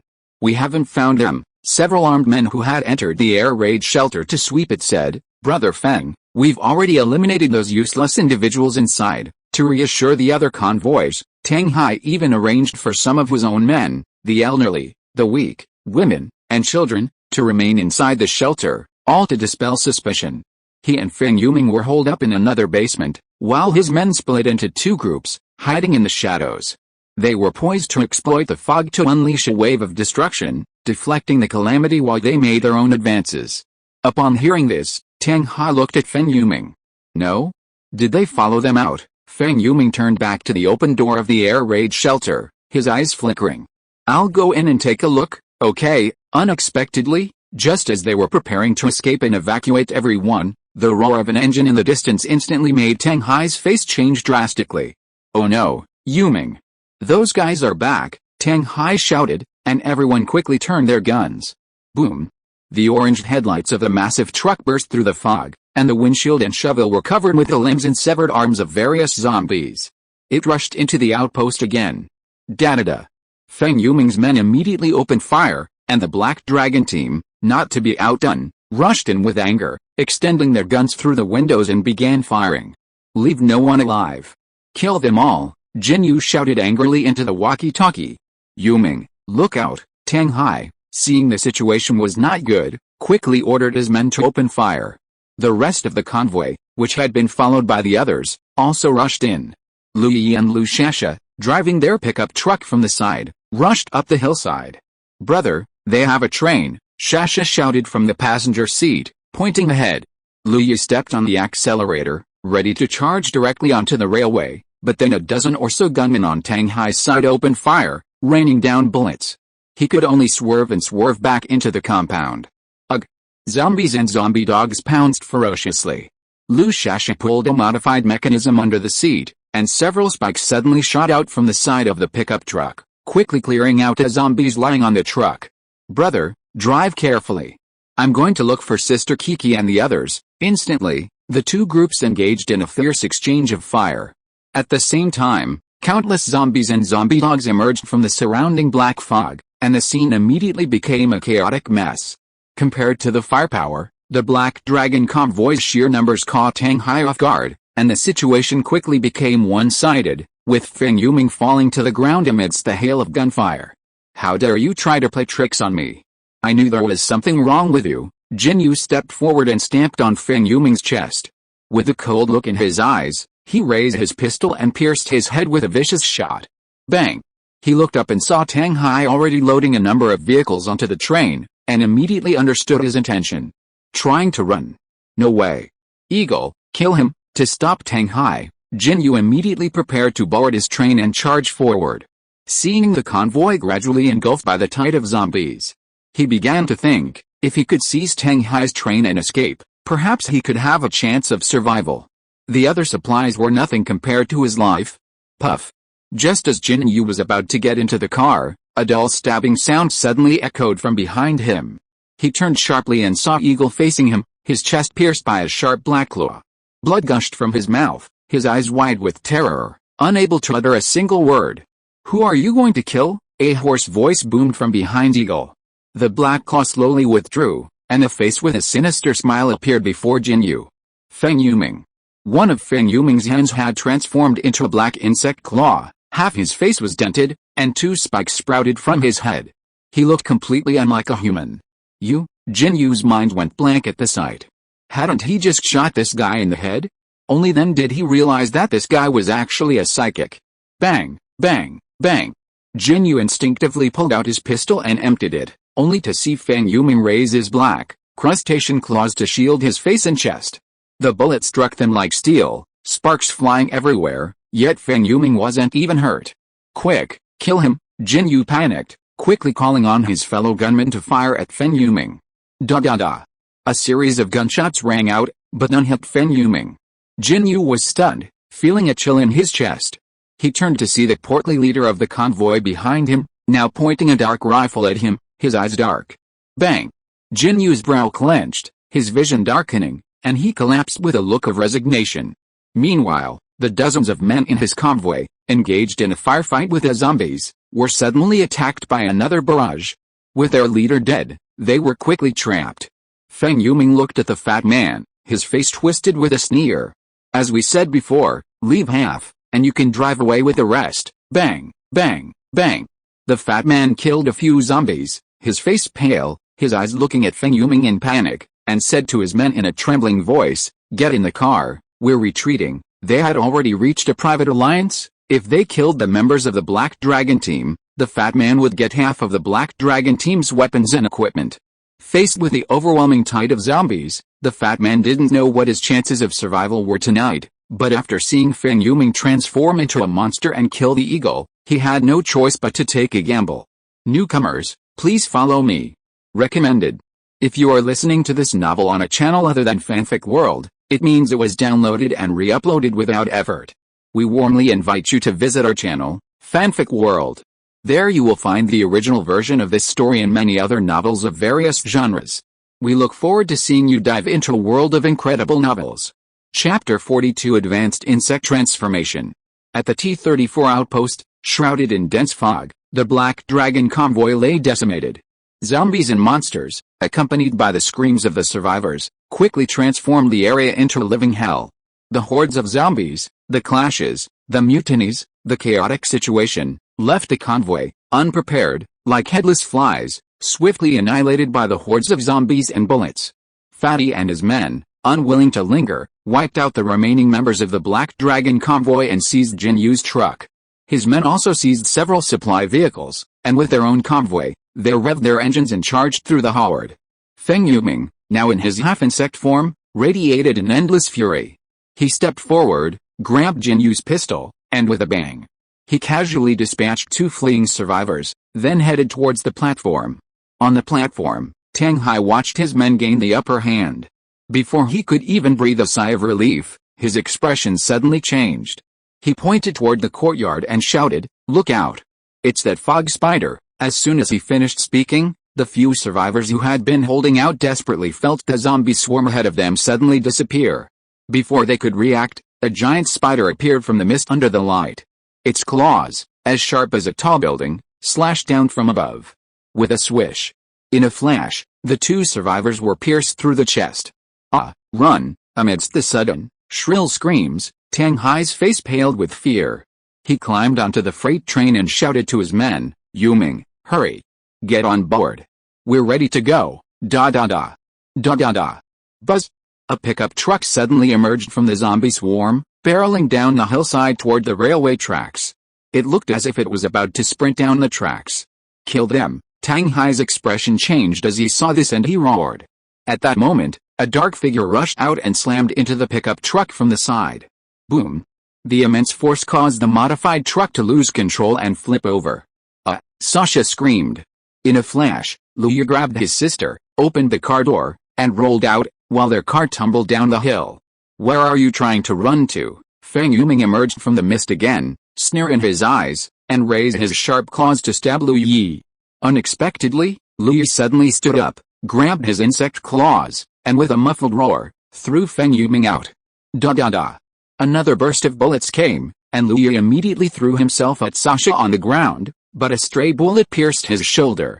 "Brother," Sasha cried out with red eyes, and immediately stood up, ready to fight back with her gun. But Liu Yi didn't even have time to cry out in pain. He grabbed Sasha and, braving the hail of bullets, prepared to dash down the hillside. Below, there were almost no survivors left, only a dense swarm of corpses. Feng Yuming's gunmen were also retreating towards the platform, bullets raining down like crazy. So much strength, but still a low-level one. With a haughty, cold shout, a black thorn mysteriously shot out from the fog. Liu Yi, unable to avoid it, raised his hand to block it. Puff! The black thorn pierced his arm directly. Under the immense force, Liu Yi didn't even grunt.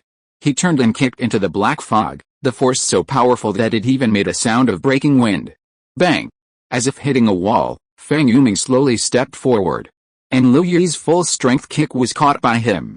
And he used his unaltered hand. He sneered disdainfully. "A sturdy, simple-minded fool like you probably doesn't even know that killing psychics and strange entities allows you to evolve. Too bad you won't have that chance." Feng Yuming withdrew the black thorn and, with a twist of his wrist, a red light emanated from it. "Die, brother! Be careful!" Liu Sasha screamed. Bang! At that moment, Feng Yuming seemed to sense a chill and tilted his head slightly. The next moment, his left ear exploded, blood staining half his face, making him look even more chilling and terrifying. But he acted as if nothing had happened. With a cold snort, he plunged back into the black fog. Puff, puff, puff. Suddenly, several wind lances blasted from behind the platform, sending several unresponsive gunmen on Tang Hai's side falling to the ground. "Watch out behind you," Tang Hai shouted, and all the gunmen immediately took cover in the train cabins. Searchlights swept through the fog. Liu Shasha, having reacted, watched the surging tide of corpses below and the giant, monstrous spider soaring in the sky. Wiping tears from her eyes, she quickly pulled her brother Liu to her side, shouting, "Brother, let's go." Behind the blue stone at the rear of the platform, Lin Xian's face was covered in sweat and heaving. Nearly 9 hours of frantic operation within his mechanical heart had nearly drained him of his energy. "I knew you two were hiding somewhere. Haha, you're trying to profit from the situation. Do you really think having superpowers is so great?" Feng Yuming's voice was like a ghost, approaching and receding. The next moment, Lin Xian felt a cold wind sweep through the fog ahead, and he instinctively fired a blast from his wind gun. Bang! Like striking metal, Lin Xian's pupils shrank, and he leaped forward. At that moment, Feng Yuming suddenly launched himself, slamming his claws into the blue stone where Lin Xian had been hiding, shattering the heavy stone along with it. He continued his attack, swiftly stabbing at Lin Xian's dodging form. Interesting. Both physical and ranged abilities. This is the first time I've seen such a bizarre ability. Lin Xian felt as if he were facing a formidable enemy, and Feng Yuming's words frightened him. This guy must have killed more than one psychic, and he'd been pretending all along. It looked like these uncle and nephew had committed numerous murders and robberies. A whiff. A fuzzy spider leg suddenly descended from the sky, sending Lin Xian and Feng Yuming reeling. Da-da-da.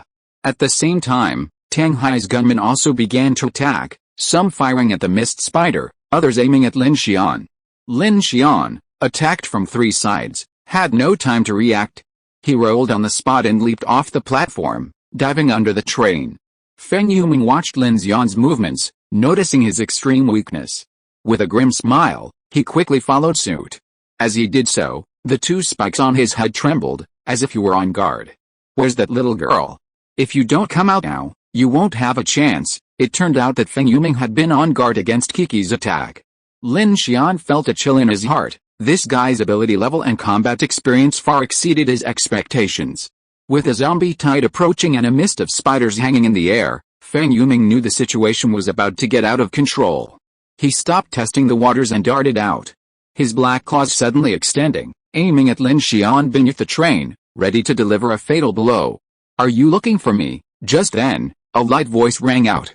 Feng Yuming, who was in the middle of a full-scale attack, had a look of anxiety in his eyes. Knowing Kiki's strength, he immediately stopped his movements and reflexively dodged to the side. But the expected attack never came. Feng Yuming and Tang Hai followed the sound and saw the 1130mm close-in weapon system's searchlight on the air raid shelter suddenly illuminate. Woo! A secret motor hummed, and the gun mount's base rotated with precision. 1130mm guns fired with a hellish aura, and the fire control radar and electro-optical sighting system activated simultaneously. This long-dormant anti-aircraft weapon, unexpectedly, awakened quietly at this moment. New readers, please follow along. Recommended. Chapter 43 Close-in Weapon System. Impossible. Tang Hai was completely stunned by this scene, and panicked. How can this thing still be powered on? Feng Yuming was also stunned at this moment, as he saw the Phalanx artillery system's photoelectric sensor sweeping towards him. At that moment, a ridiculous thought suddenly arose in his mind. Is this thing used to target people? At this time, in the combat information room of the air raid shelter, Kiki sat in front of the close-in weapons system, which Lin Xian had successfully repaired and completed self-tests. She quickly circled several hot targets, then gently tapped the microphone in front of her, cleared her throat, and said into the radio, "Goodbye, you bastards." Then, she pressed the fire button. Woo! Beep, beep, beep. The next moment, the chilling sound of rapid machine gun fire resounded through the sky, and the intense flames even illuminated half the platform. This anti-aircraft weapon, capable of firing 10,000 rounds per minute, now aimed its muzzle at the horde of zombies pouring down the hillside, the giant fog spider, and Feng Yuming. Shit! Feng Yuming watched the barrel rapidly aiming towards him, his heart shuddering. He even raised his black claws to block, but in a split second, he was completely blasted into bloody mist by the violent stream of metal, and the ground he stood on was instantly annihilated into a giant crater. Beep. Boom boom boom boom boom boom boom boom boom boom. The horrifying rapid fire of machine gun fire resounded through the sky, and the horde of zombies pouring down the hillside was instantly reduced to a mess of flesh, like rain being swept away by windshield wipers. The fire swept across a fan-shaped area, and the horde was reduced to a mess. Hundreds of zombies instantly turned into a shower of blood and shattered limbs, flying across the sky. Beneath the close-in weapon system was a maintenance shaft containing a large subsystem of power and ammunition, right next to the armory's generator. Lin Xian had devoured the large generator because he discovered it was only partially damaged and only needed to be repaired. This system itself was connected to the defense system's backup energy source, so Lin Xian and Kiki activated the massive unit at that moment. Hiding under the train, Lin Xian watched with trepidation. No wonder they'd said the anti-aircraft guns were leveled. A military tribunal, this thing wasn't something carbon-based organisms could withstand. But then he thought, why would the Interstellar Army have such a force when, after the apocalypse, the entire world's defense system seemed to have vanished? Run, hidden in the locomotive, Tang Hai's face paled with fear. Seeing his nephew's body gone, he pushed down the driving lever without a word.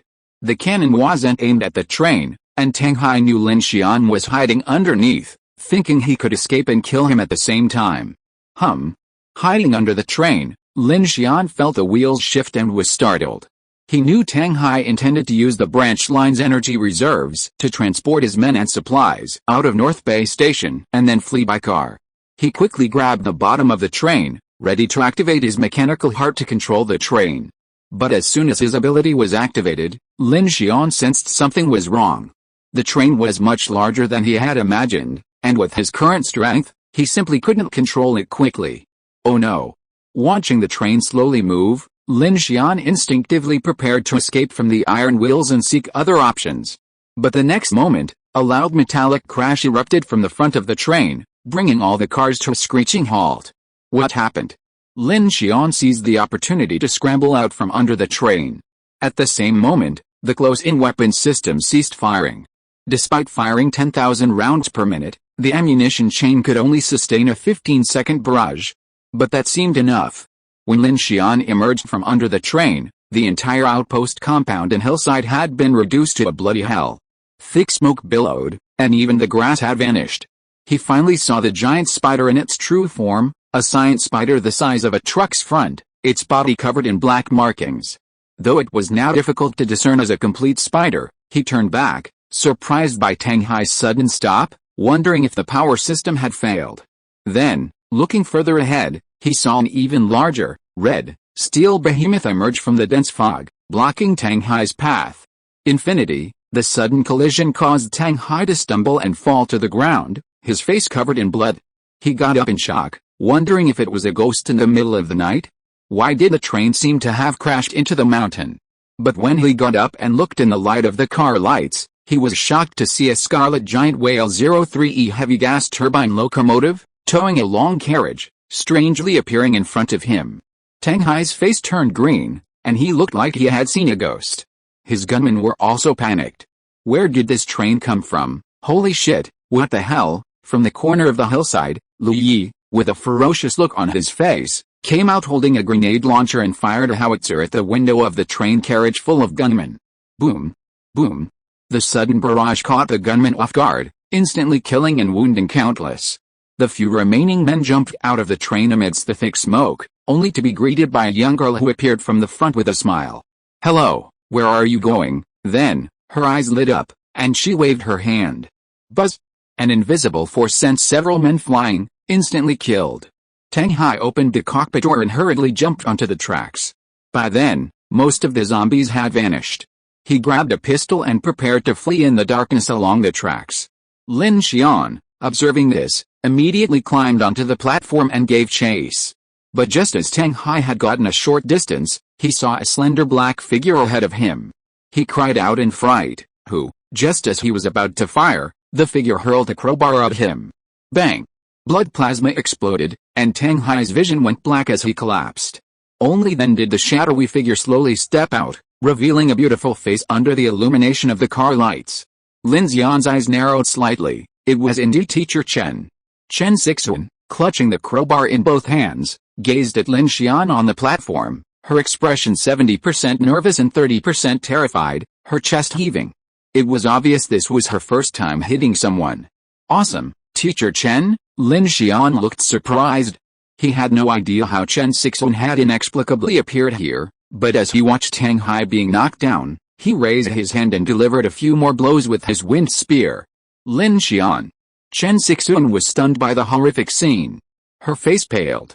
The tracks, the platform, the entire hillside were littered with bloody corpses. The air was thick with the smell of smoke and the stench of gunpowder. Puff! With two blasts of wind, Lin Xian raised his hand and killed the two zombies that had escaped behind Chen Sixuan, causing Teacher Chen to exclaim, "Ah!" Lin Xian breathed a sigh of relief. His eyes swept to Lu Yi in the distance. After a while, he called out, "Where's Shasha?" Hearing Lin Xian's cry, Louis seemed to wake up from his trance. He looked around until he found a mound of earth. After digging twice, he finally dug out Lin Xian, her face covered in dust. "Brother," Lin Xian looked at Lu Yi, her face covered in blood, and gasped. "Are you okay?" "Not bad, shot on the back and stabbed in the arm." This towering man ignored it completely. From a distance, Lin Xian breathed a sigh of relief, seeing the two were safe. He then heard the cries of zombies emanating from the dense fog. He immediately called out to the siblings, "Hurry, get on my train and hide." Lu Yi looked up at the massive train, reacting with a sincere nod. Without hesitation, he quickly picked up Lin Xian and ran aboard. "Come on up." After dispatching the remaining attackers, Kiki, upon seeing the body parts scattered across the ground, couldn't help but cover her mouth, her eyes filled with wonder. Wow, what a formidable creature! Lin Xian was stunned. How could a 16-year-old girl, faced with the body parts, not only show no fear or disgust, but rather a hint of excitement? At Chen Sixuan's beckoning, they all quickly boarded the Infinity for a short break. It was only 7 o'clock, at least 7 or 8 hours before dawn. Newbie, please support me with your monthly votes, read my book, and recommend it. Thank you so much. Chapter 44 The Lu Brothers and Sisters. Sister Chen, why did you drive the car here? After getting in the car, Kiki was surprised and asked impatiently. Ever since she and Lin Xian stepped into this foggy area, they found that the wireless signal here seemed to be completely blocked by an invisible big hand, and the contact with the outside world was completely cut off, including the contact with Chen Sixuan. Chen Sixuan hurriedly took out a box of medicine box and handed it to Lin Xian, with a hint of urgency in her tone. "Here, treat the wound first." "Thank you, sister." Lin Xian looked at Lin Xian and Kiki at this time, and knew that Chen Sixuan and Lin Xian should be together, and said gratefully, "So the big train you drove?" Chen Sixuan looked at Lin Xian, with some apology on her face and said, "Last night I found that this train left from the number 3 branch track of B1 station. I felt something was wrong, because that branch line was not originally in any map or information. I guessed it should be a special line used by the military, and the place you want to go should be there. Plus, I haven't been able to contact you, so..." Before leaving, Lin Xian had told Chen Sixuan that the electric locomotive had a reserve of energy. Seeing the train carrying a dozen gunmen in the thick fog, Chen Sixuan sensed that Lin Xian might be in trouble. So, she acted decisively and steered the Infinity from B1 station along the switchboard created by Tang Hai's train, directly onto the military branch line. Unexpectedly, this blocked Tang Hai's escape route. Meanwhile, a small wave of zombies had already appeared at the outpost and on the platform, but there was no further movement. Hundreds of innocent survivors had perished, leaving these monsters to wander freely. Without the fog spider, the Infinity was temporarily no longer in great danger. After hearing what Chen Sixuan said, Kiki couldn't help but exclaimed, "You're so smart, Sister Chen, you've really helped a lot this time." Chen Sixuan glanced at Lin Xian with her almond-shaped eyes after hearing that, only to see Lin Xian also smiled with relief. "Yes, well done." After hearing what Lin Xian said, Chen Sixuan's heart finally settled down. She was still worried that Lin Xian would blame her for starting the train, and at this moment she couldn't help but feel a little happy. Wow, that Tang guy is really cruel. He actually wants to use all of us survivors as live bait to help him lure the monsters away in the fog so that he can get away. Kiki crossed her arms, looking indignant. "Fortunately, I'm smart and saw through his plot in one fell swoop." "Did you see through it?" Lin Xian looked at him speechlessly. Okay, you're smart too." After a round of greetings, Lin Xian looked at Lu Yi. Although the latter looked a little weak at this time, he didn't seem to have suffered any vital injuries.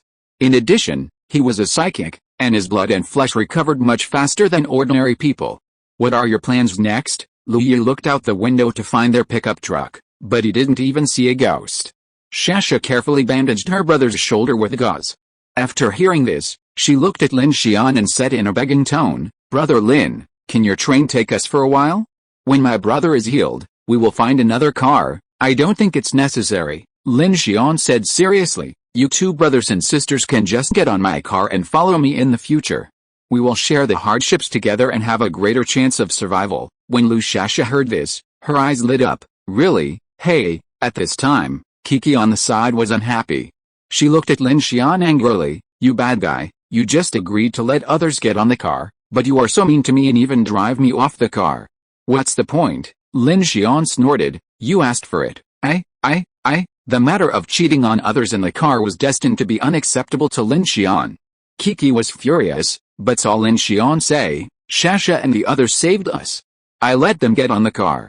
Don't you want to? Of course I do. Kiki rolled her eyes at him, sitting on the sofa with her legs crossed and her arms folded across her chest. But you're the boss, I'm going to listen to you. Chen Sixuan, standing nearby, was delighted when she heard two more people joining the train. After all, there's strength in numbers. It was too unsafe for her to be the only one guarding the train like before, with Lin Xian out searching for supplies. Thank you. At this moment, Lu Yi, who had been very quiet, suddenly spoke up. He looked at Lin Xian with deep gratitude in his eyes. Lin Xian nodded. In fact, he also wanted to recruit some teammates. Lu Yi and his sister were good people. They had saved his and Kiki's lives before. Moreover, Lu Yi was a powerful man with superpowers. Lin Xian felt at ease letting him get on the train. Chen Sixuan said, Then what should we do now? Lin Xian looked out the window and breathed a sigh of relief. All the supplies that Tang Hai looted are in that car. We have picked up something ready-made. We will just drag it away later. That's right. Kiki reacted at this time, clapped his hands and said, Then we will be rich. There are also many things left by the convoy below. Oh, and the information equipment in the operations room. Oh, yes, there is also the close-in weapons system. Lin Xian was embarrassed. You think too much? The ammunition supply and power supply system connected to the close-in weapons system weighs at least dozens of tons, if not hundreds of tons. Do you have a crane? You want to move it? Moreover, the ammunition supply chain in that warehouse used up thousands of rounds in more than 10 seconds. There is no bullets and no supplies. Do you expect to pick up 30mm tungsten core armor-piercing bullets on the road? To be honest, Lin Xian also wanted to devour the close-in weapons system, but he really couldn't spare any energy now. When he recovered, it might take more time than the generator set. Fortunately, when he solved the problem of the generator set in the close-in weapons system, he had already obtained a complete 1130 holographic blueprint through scanning. With this thing, as long as he has the materials later, he can directly make one by hand on the train. Well, it seems so. Kiki smacked his lips, but the electro-optical sighting and phased array radar in it can be removed, combined with the driving radar on the front of the train, to create a small radar sighting system. Right, Lin Xian frowned, gave her a strange look, thinking that this is possible. Good idea, he agreed. I'll help too. Hearing that they were going to clean up the battlefield, Lu Yi stood up first, regardless of his injuries. Me too. Shasha brushed the dust off her face, acting like a grown-up. By the way, my brother and I need to find a train. It's packed with stuff. Okay, everyone, be careful. Lin Xian nodded. He glanced outside and then said to Chen Sixuan, Teacher Chen, come with me to connect the train cars. We'll adjust them after we return to B1 station. At the same time, he picked up a few guns seized from Tang Hai's men and handed them to Lu Yi and Shasha. We're not in a hurry tonight. Let's grab a few more and leave before dawn. It wasn't that Lin Xian was greedy. In order to devour the large generator while also connecting and repairing the close-in weapons system, he had practically exhausted himself. He'd barely been able to use his ice shield in his earlier fight with Fen Yuming. If he didn't rest, he might as well lose the strength to stand. Besides, the area had already been cleaned out, so there shouldn't be any major monsters surfacing. He simply decided to thoroughly plunder the military base. What surprised Lin Xian most was that Tang Hai pulled up several flatbed trailers and loaded them with looted jeeps, SUVs, and Jin Yu's armored vehicle. He estimated there were at least dozens of guns and ammunition of all sizes, which suddenly provided him with a lot of firepower. Newbie, please vote, read, and recommend. Thank you so much. Chapter 45 Big Harvest. On the train, Lin Xian opened the panel of his mechanical heart and looked at the data he had obtained after devouring the generator. Devoured successfully, mechanical source points plus 200, mechanical devouring skill proficiency plus 100, additional bonuses, strength 15, speed 10, defense 10. Congratulations, your mechanical heart has successfully reached level 2 and gained a passive skill, decomposition space, passive. After completing a mechanical devour, you will obtain 20% of the materials for that mechanical device and place them in the decomposition space. Capacity: 100 tons. When crafting using a mechanical blueprint, you can directly use the materials in the decomposition space. Congratulations, your strength attribute has been increased to level 2, burst 200 kilograms. Congratulations, your defense attribute has been increased to level 1, bone and tough skin. Strength, speed, and defense attributes are all activated, opening detailed parameters. Congratulations, your wind cannon skill has been upgraded to level 2 6%. Current mechanical heart level LV, 2, 10/1000. Tip: upgrading the mechanical heart will reward you with special skills. When the mechanical heart reaches LV3, LV6, and LV9, you will be able to obtain the mystical awakening. Strength level 2, 17%, burst 200 kilograms, speed level 1, 62%, limit 10 meters per second, defense level 1, 21%, hard bones and tough skin, mechanical awakening, not awakened mechanical devouring. 2, 208/500, improves devouring efficiency mechanical manufacturing. 1, 112/300, improves construction efficiency mechanical passive, scan repair decomposition, special skills, wind cannon, normal, level 2 6%, ice shield, normal, level 1 22%, an entire 1900 kilowatts generator set was swallowed. This was the first time Lin Xian had challenged such a big thing after he had the mechanical heart. Although it took 7 or 8 hours, the harvest was extremely considerable. Lin Xian stared at the light screen before him. Not only had his strength and defense been upgraded, but his mechanical heart had finally reached level 2. Crucially, after the defense upgrade, the three-dimensional attributes had gained clear indicators. Furthermore, after the mechanical heart upgrade, the skills he gained also had level indicators. This seemed very intuitive. So wind cannon and ice shield were just common skills, but that means there are more advanced ones. If I get a chance to devour the close-in weapon cannon or that Iron Guard III military assaulter armor, I might find something surprising, a burst of force of 200 kilograms. Damn, I'm better than a professional boxer, and this space decomposition skill, although passive, was incredibly practical. Scanning blueprints from mechanical manufacturing was previously a cumbersome task, especially gathering materials. Now, not only could he directly decompose the materials, but he also gained a storage space for similar materials. This was incredible. The only drawback was that this space could only be consumed mechanically and then broken down into its materials for entry, rather than being used for direct storage. This was a bit of a shame, as otherwise he might have been able to pull the close-in weapon system away. Besides, if this were possible, it would certainly make it much easier to devour larger creatures himself in the future. He was content, though. Lin Xian was looking forward to the awakening skills he'd gain after reaching level 3. Or perhaps even more powerful abilities through devouring. Otherwise, relying solely on a single wind cannon to deal with those monsters would be rather shabby. With 2 more helpers, the Infinity suddenly felt less deserted. After a quick bite and a few drinks on board, Lin Xian got out to help. Liu was helping Kiki carry computers and servers out of the air raid shelter. She planned to transform Carriage 2 into an information center and a private sleeping area for herself, even bringing out a bunk bed frame from the shelter dormitory. Meanwhile, Chen Sixuan and Shasha, wearing gas masks from the armory, were collecting scattered weapons and supplies in the outpost compound. Seeing this, Lin Xian was initially a bit worried. It was dark, and there were still many zombies around. The black insects covering the ground looked terrifying.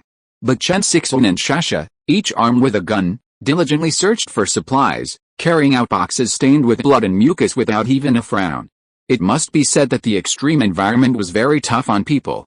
Lin Xian was thinking about how to take the Iron Guard 3 military assault armor and the heavy TFV 600 double-barreled tank away so that he could study them on the way.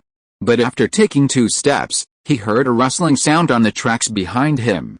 Frowning, he immediately moved to explore. Before he had gone far, he suddenly saw a limping dark figure on the railway, fleeing hurriedly into the distance. Tang Hai? Lin Xian's face froze. Hadn't he just killed him? How could this guy still be alive? Is he so tenacious? He raised a finger, ready to blast the scumbag responsible for the deaths of hundreds of survivors. Suddenly, several zombies slowly emerged from the shadows. Just as Lin Xian expected them to startle, Tang Hai simply leaned sideways and walked through the gap between them. Tang Hai's strange reaction caught Lin Xian's attention. Why couldn't the zombies see him?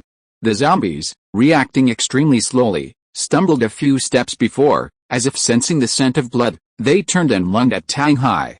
No, no, aren't you beasts supposed to be unable to see me? The fleeing Tang Hai suddenly exclaimed in horror. Hearing this, Lin Xian raised his finger in astonishment. Tang Hai actually thought the zombies couldn't see him. Was he crazy?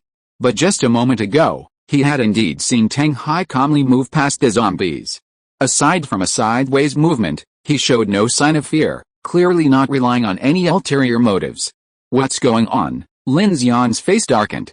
At that moment, the zombies finally unleashed their fury, swarming around Tang Hai and beginning to bite him.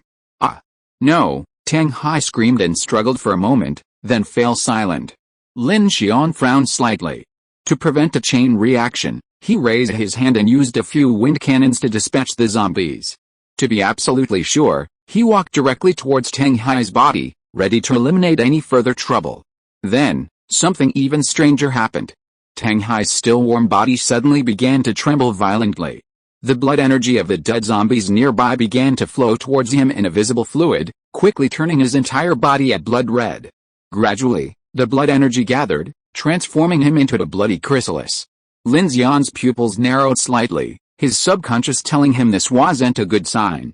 Could Tang Hai's subconscious action, unnoticed by the zombies, actually be some kind of special ability? The thought flashed through Lin Xian's mind, and he immediately fired several blasts of wind blasts at the blood chrysalis. He didn't hold back, only a dead Tang Hai was a good Tang Hai. Puff, puff, puff. The upgraded wind blasts were even more powerful, piercing the blood chrysalis with a resounding piercing sound, sending bloody holes flying through it, sending bits of grayish-white flesh flying. Sure enough, Lin Xian's expression changed, and he raised his hand to fire the wind blast again. But the next moment, the blood chrysalis, as if sensing danger, struggled violently twice, then exploded with a bang.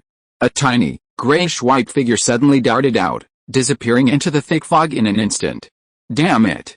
Sensing something was amiss, Lin Xian took a few steps in pursuit, only to find himself in a dark, dense fog devoid of any living creature. Remembering that teacher Chen and Shesha, who lacked supernatural powers, were still in the courtyard not far below, he quickly retreated. The darkness and thick fog made it easy for even zombies to emerge from the shadows. To be cautious, Lin Xian decided to have the others board the train ahead of time. With a clang, clang, clang, the Infinity quickly returned to the platform at B1 station. Without wasting a moment, Lin Xian and Chen Sixuan immediately worked together to prepare the train. Lu Yu was also a skilled tool wielder, and with the three of them working together, they quickly completed the train's redeployment. The Zhujing 03E heavy-duty gas turbine locomotive and the Huangsing 7F electric locomotive continued to lead the way. Cars 1 and 2 remained unchanged, while Tang Hai's two passenger cars, loaded with supplies, were relocated behind Car 2, becoming Cars 3 and 4. Car 3, originally used for tools and the tailgate, became Car 5. Furthermore, 4 flatbed trailers followed, carrying 2 military jeeps, a heavy off-road vehicle, and Jin Yu's armored vehicle. Finally, the original short-distance freight electric locomotive was pulled to the rear. Without tandem cars, it was unwieldy to carry. Lin Xian planned to devour it after emerging from the fog, perhaps to find a bounty. To help manage the tool car, Lin Xian assigned Liu to Car 5, while Lu Shasha stayed with Kiki in Car 2, sharing a bunk bed. Newbies, please follow along. Highly recommended. Chapter 46 Angel Plan. The Infinity quietly pulled out of North Bay Station in the night, heading east. On the way, Kiki asked Lin Xian, "Why are you in such a hurry? We haven't explored so many places yet, supplies are endless." Being too greedy could lead to disaster, Lin Xian said calmly. "It seems Tang Hai is still alive. I'm worried there might be more trouble, not dead." Kiki frowned. "I thought he was." "No." Lin Xian took a deep breath and recounted what he had seen. "I think Tang Hai might have some superpowers, and what happened just now might be a change in his superpowers." He then turned to Lu Shasha and Lu Yi and asked, "How much do you two know about superpowers?" Lu Yi was stunned and shook his head earnestly. "I'm not sure." Lu Yi didn't seem to know much about his own superpowers, but he knew that he had suddenly become much more powerful one day. "Oh, brother, have you forgotten? Then Sasha dropped a crucial message. When Feng Yuming transformed into a bug and attacked you, he said you were still low level. He even said you didn't know your powers could evolve after killing strange entities and psychics. Liu scratched his head. It seems so, really, Teacher Chen exclaimed. Can psychics be upgraded? They should be. Lin Xian took a deep breath. If there are levels, then Feng Yuming shouldn't be the lowest. He's very powerful, and even knowing we're 3 psychics around, he's not afraid at all.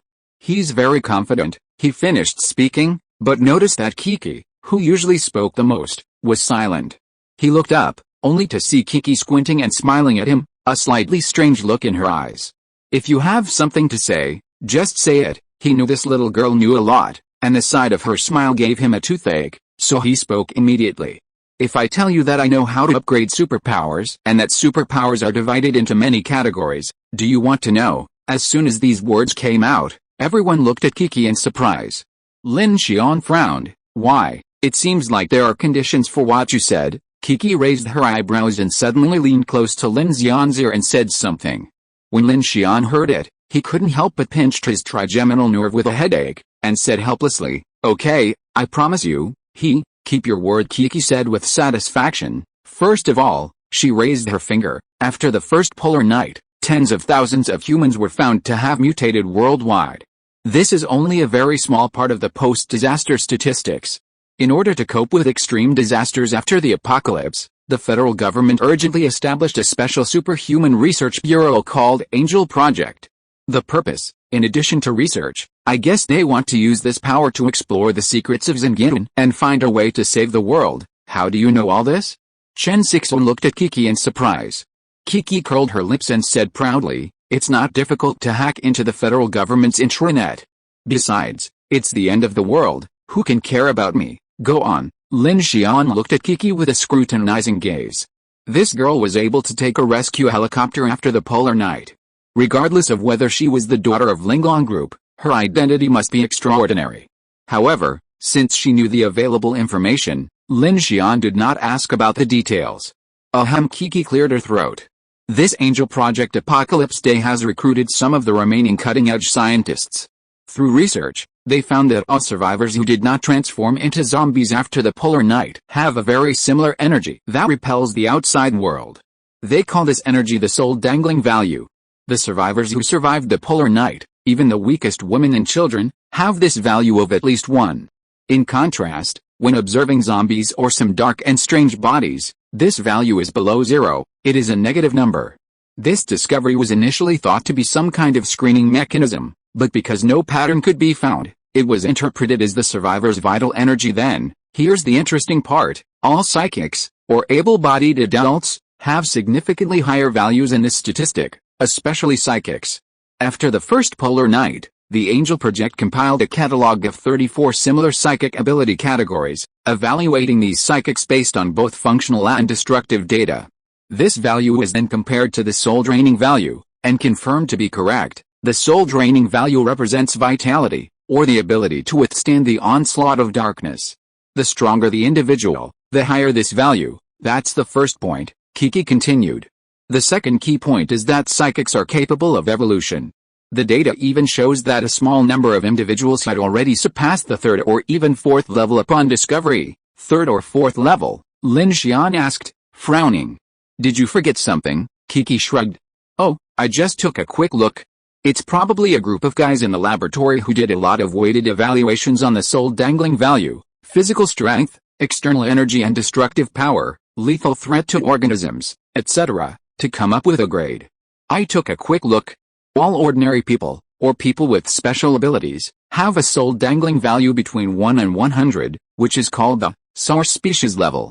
For example, the 3rd level diamond level has basically completely surpassed the limit of the human body. Unless heavy thermal weapons are used, it is difficult to be killed. The soul dangling value is defined as 500-1000. The 4th level berserker level is regarded as a huge threat to an area. It requires a large number of troops, heavy tanks and various types of armored weapons to suppress it. The soul dangling value is defined as within 1000-3000 combat units. As for the levels above the destruction level, there is no detailed information, because they do not have data in this regard for the time being. so they only make an estimate of exponential growth based on the previous levels. Xian opened her eyes wide when she heard this, and could not help asking, "Then Sister Kiki, how exactly does this ability evolve? This may be different from what everyone imagines," Kiki said with a complicated expression. "I have seen some of it from those top secret materials, which do show that after reaching the evolution level 2, the ability users will gain a certain degree of increase in their soul value through fighting and defeating the night weird body or even other ability users. However, because it is an early initial report, there is not much content. After the second level." Lin Xian's eyes fixed. "What about the first level?" "Hey," Kiki looked at Lin Xian with interest, "you asked the key point now." She paced seriously and said, "The strangest thing is that this Inhuman Research Bureau discovered through some of the early data that different types of superpowers are actually very unstable when they are at the source species level. These superpowers seem to need to go through some kind of ritual, event, or change in mentality and emotions in order to evolve. The Angel Project even believes that it is from the second level that a true transformation or comprehensive evolution can be completed, so they call this the evolution level or breakthrough level, ritual." As soon as these words came out, everyone responded in unison. It even sounded a bit like religious mythology. "That's right," Kiki continued. "For example, Feng Yuming, I think he should belong to the 16th limb mimicry type or the 21st weird proliferation type in the Angel Project. No matter which of these two types, as long as they can kill the night weird body or superpower, and then absorb flesh and blood through their own weird limbs or mutant torso, there is a chance to complete the evolution." "But," Kiki suddenly turned around and looked at Lu Yi, "for someone like Luda, judging from your description, you should have a Type 3 body-enhancing ability, which is a relatively common type among all people with special abilities. But the strange thing is that if this ability wants to evolve to the second level, there have been multiple uncertain evaluation reports in the Angel Project. It is completely impossible to use Feng Yuming's method. It is called a different evolutionary path." "Really?" Lu Xian exclaimed. "It sounds scary." "Who knows?" Kiki shrugged. "Whether from the perspective of biology or physics, well, these two disciplines no longer exist in this world anyway, so let's just treat it as theology." Another point, this research bureau believes that the evolution of special abilities is two-sided, that is, special abilities also have the same weaknesses as zombies. If they do not meet specific conditions, they will be eroded by this power and gradually evolve incorrectly or become zombies. In other words, when a person's soul-destroying value is lower than 1, they call this situation degeneration. Degeneration? What about Tang Hai? Lin Xian looked at her. "Have you seen anything about the situation I just witnessed in the archive?" Kiki nodded, her expression serious. "Not only have I seen it, but I'm certain he belongs to type 32. This type of ability is called the uncertain infection type, and it's very interesting." Kiki frowned. "The archive shows that this ability is very difficult to detect at the source stage, because they don't undergo any physical or mental changes. The only characteristic is, not easily detected by zombies." Lin Xian's face darkened as he thought of that scene. "That's right," Kiki nodded. "But this type of ability is also the easiest to evolve." Lin Xian frowned. "Is it possible to upgrade as long as you're bitten to death by a zombie?" "Yes, and no." Kiki tilted her head, her eyes slightly darkening. "Based on the collected cases, evolution isn't inevitable or has a specific outcome. It can also evolve incorrectly. Newbies, please follow along." Recommended. Chapter 47, Endless Life. No wonder Tang Hai could roam so dauntlessly in the fog and darkness for so long. It turns out those monsters couldn't hurt him at all. Lin Xian suddenly realized his suspicions were justified. It seemed Tang Hai's injuries, the smell of blood, had led to the zombies attacking him, yet this had also allowed him to complete his evolution. Thinking of this, he felt a pang of regret. He should have just shot the old beast in the head beforehand. Now, he'd left a hidden danger. But at the same time, he was also grateful that his decision to repair the close-in weapon system to save his life was a wise decision. Kiki was already unconscious, and he couldn't handle both the fog spiders and Feng Yuming on his own, not to mention the overwhelming zombie horde. Fortunately, Tang Hai and Feng Yuming were completely unable to handle the complex close-in weapons system, and they hadn't removed any key equipment. Otherwise, tonight would have been a dead end for Lin Xian and Kiki. Back to the topic, Lin Xian looked at Kiki. "So you also know how to upgrade your own superpowers?" Unexpectedly, when these words came out, Kiki smiled faintly, shook his head and said, I probably know that I may belong to the spiritual type or telekinesis type. These are relatively rare in the information, but I don't know how to upgrade, or how to complete that ritual. As for you, Kiki looked at Lin Xian at this time, with a strange look in his eyes and said, to be honest, I don't know what type you belong to. You can drive machinery, which should be a functional superpower. Although the soul draining evaluation value of this type of superpower is not necessarily very high, it is called great strategic value by the Angel Project. I think yours is more like the number 27 inorganic control type, but how can you use elemental superpowers? At this point, Kiki looked at Lin Xian and frowned deeper and deeper. Don't you have more than one superpower? Yes, Lin Xian said expressionlessly. At this moment, he felt a chill in his heart. He had an inexplicable strong premonition that perhaps what he had was not a superpower at all. What kind of superpower would have a progress bar? There is another one, Kiki said. It is said that a very small number of superpower users have experienced complete loss of their superpowers, and some of them are even at the King Kong level. Complete loss? What do you mean? How should I know? It's not mentioned in the information. Kiki curled her lips and said, I only know that in the absence of any external interference, superpower users suddenly lost their superpowers. The Research Institute's assessment believes that it may be related to their own mentality, mental state, etc., but they can't find the real reason.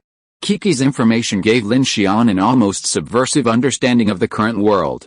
However, under the collapse of the Doomsday Order, although it has only been a few months, people with special abilities have become a huge group, and this group is directly affecting the survival of mankind.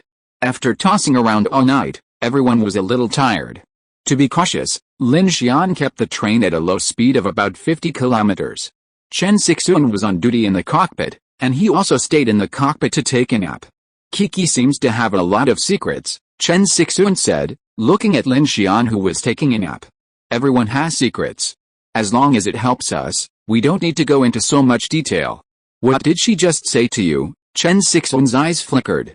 She knew it was not easy for her to ask Lin Xian this question, but she couldn't suppress her inner curiosity. Lin Xian closed his eyes and sneered, what else could it be? She made me promise her not to have a kiss with her if she didn't want to. Chen Sixuan nodded with a complicated expression when she heard it. To be honest, she didn't know whether she and Lin Xian could be considered in a relationship that was willing or not. She only knew that she was very glad to be rescued by Lin Xian. At this time, Lin Xian seemed to be her only support. Moreover, he was quite good and seemed to have the kind of personality type that she liked, so she didn't seem to be so resistant to the occurrence of that incident. Is this the legendary suspension bridge effect? Oh, what were she thinking about? Yesterday's dawn time was 1626. We drove about 50 kilometers to Bwin Station. If we follow the calculation, we have to travel at least 370 kilometers to get off at 1600 hours tomorrow. Chen Sixuan kept calculating with a driving book, but this section of JY 3365 will bypass Guiguan and Yuchi. If we calculate the position of number 3s in Yinlucheng and Dingzhou and compare it with the straight direction we came out of Jiang City, Teacher Chen, Lin Xian interrupted her calculations, closed his eyes slightly and said, do you think it is possible that number 3s in Yin is not the source of the dark tide? After these words came out, Chen Sixuan was silent for a moment. I don't know, from a geometric point of view, if every star abyss is undergoing a dark tide, it is equivalent to these star abysses on the blue planet expanding at the same speed, which means that their radius increases linearly with time. If the range of the star abyss influence is fixed, then maybe there will be some angle of survival space left for humans, but if the first polar night is not the end, and the range of the second tide continues to expand, then it is only a matter of time before the polar night covers the entire blue planet. After the polar night, the network and communications are paralyzed. As ordinary people, they cannot peek into what is happening in the world and can only collect clues through information on the radio. If it weren't for Kiki, they wouldn't even know that the federal government has classified people with special abilities and even established a set of standards. Lin Xian nodded, looking a little uneasy. If this is the case, it means that everyone has nowhere to escape, and humans can only grope for how to survive in the dark. Chen Sixuan looked at Lin Xian with worry, and suddenly said, Student Lin, do you still remember the motto of Jiangda? Lin Xian looked at her, and they said in unison, struggle has been going on every day since the existence of mankind. After a long time, the two smiled at each other. When the wheels have started, everyone is fleeing the night and rushing towards the dawn. Even if they will eventually fall into darkness forever, as long as the last spark of survival is left, they should not give up the fight. Lin Xian's heart was slightly settled. If his own abilities became stronger, he would be able to survive even in a long and dark night. This made him more determined to build an ultimate fortress. The fog ahead gradually thinned, and the field of vision under the headlights became wider. Lin Xian stood up and looked at the outline of the mountains in the distance. His face relaxed, and he slowly stopped the train in a tunnel. Why did it stop? Chen Sixuan looked at Lin Xian puzzled. As a result, when he turned around, he was picked up by Lin Xian in a princess hug. The young man chuckled and said aloud, "Teacher Chen, there is another thing that has been eternal since the beginning of human history." Chen Sixuan was caught off guard by his hug and her face turned red. She avoided Lin Xian's gaze in panic. Her originally crystal white ears and neck were now as beautiful as peach blossoms in March. "Aren't you very tired?" Lin Xian carried her to the bed in carriage number 1 and said energetically, "I suddenly feel refreshed." The gates of each carriage have been closed. At this time, carriage number 1 has become Lin Xian's exclusive living area. Chen Sixuan's face flushed, and she said in a mosquito-like voice, "Oh, that, inconvenient, no, no." Chen Sixuan's skin was as smooth as mutton fat jade, but when Lin Xian put his lips close to it, even though he was in the doomsday, he could still smell the alluring scent of a woman, which was light and touching. At this moment, Chen Sixuan only felt a tingling sensation on her back, and Lin Xian's breath hit her skin, with a cool feeling, and penetrated into her pores with a breath, making her feel a sense of shame that she couldn't stop. She covered her little face with a quilt and whispered, "Please take my bag, there's that in it." "Okay, be gentler." The heavy train was parked quietly in the dark night. Outside the thick armored iron chute was a deep and terrifying dark tunnel, while inside was a warm goose-down couch with yellow lights, full of a sense of security. The two of them were entangled with each other, breaking the taboo between the souls of men and women. One body was tall and slender, and the other body was graceful and delicate. The figures that were entangled together were bumpy and ups and downs, like a running chariot, and like a huge ship breaking the waves. The night was as dark as ink. At this time, in carriage number 2, Lushasha on the upper bunk was already deeply asleep, and Kiki, who was covering her head with a pillow on the lower bunk, had a flushed face. Feeling the strange rhythm of the clapping next door, she gritted her teeth and couldn't help cursing in a low voice, and kept drawing circles in her heart to curse a bad guy. "I thought I would install the sound insulation board of carriage number 2 in advance tomorrow, and weld an extra layer of steel plate. Newbies, please follow me," recommended. Chapter 48 Counting the Loot. Clang, clang. A standard railway stretched eastward for thousands of miles across the dense mountain range. Since departing from Jiang City, the Infinity train had run from night to dawn for the first time. At 3:47 p.m., earlier than expected, dawn arrived. Chen Sixuan, who had been guarding the train all night, hadn't rested yet, so she took Lushasha and Liu to take advantage of daybreak to count the supplies they had harvested the previous night. Lin Xian drank a large bottle of water in the cockpit and felt much more energized. Thankfully, the overnight journey hadn't caused any problems for the train, aside from smashing a few wandering zombies. Thank goodness the mechanical heart has been upgraded, otherwise, hauling so many carriages wouldn't be enough. The electric locomotive's stored energy also became less efficient in assisting operations due to the increased traction. Combined with Lin Xian's supernatural stamina, he had to stop and rest after running for 3 or 4 hours. Energy issues must also be taken seriously, according to his concept. In addition to the electric locomotive's ability to recycle stored energy through supernatural powers, a backup system capable of actively generating energy, such as a generator or oil tanks, would be needed to keep the train moving even when he was exhausted. According to the law of conservation of energy, as the load increases, the energy consumption also increases. Only with a small nuclear power plant and his supernatural power upgrade added to this energy cycle could this law be broken, theoretically achieving unlimited travel. "Brother Lin," Lushasha excitedly called to Lin Xian from a distant carriage. "Come here." The train had stopped, and Lin Xian was about to get off for some fresh air when he heard the call and walked over. The tailgate of carriage number 5 had been opened, revealing a variety of supplies scattered across the grassy slope beside the railway track. Due to the frantic search last night, many items were stained with blood. "Lin Xian, look, There are so many. Chen Sixuan happily wiped the sweat from her brow. She grabbed a few towels and found a stream nearby, so she washed herself with water while counting the items. Kiki jumped off the train and took Chen Sixuan's statistics sheet. Her eyes suddenly lit up. 3 Colts, 2 Glock 17s, 12 automatic rifles of various models, and an A33K sniper rifle.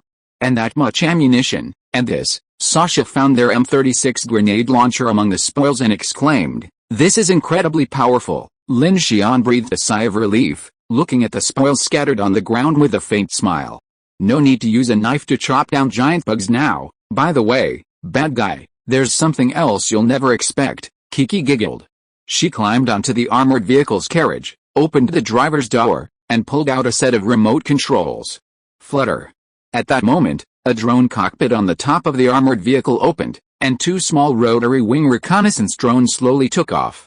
With this thing, we can patrol a 10-kilometer radius without getting out of the car. This Genu from the Black Dragon fleet is quite impressive, Lin Xian exclaimed in amazement. His equipment is worth a fortune. It's a pity his heavy truck and tanker were both taken, Lu Shasha said with regret. Besides that, the collection from Tanghai's 2 supply cars totaled over 400 cans of various cans. 41 cases of water, even 6 cases of Coke and 3 cases of red wine. Other foods with shorter expiration dates filled half a container, and there were thousands of liters of gasoline. Chen Sixuan breathed a sigh of relief. That's outrageous. What we found in the other survivors' vehicles wasn't even 1/10 of what was in those 2 cars, of course. Lin Xian's expression grew serious. That old guy Tang Hai occupied a bomb shelter and looted countless survivors. His wealth is all here, so it must be quite a bit. He hadn't expected that after all his planning, Lin Xian would actually get the upper hand.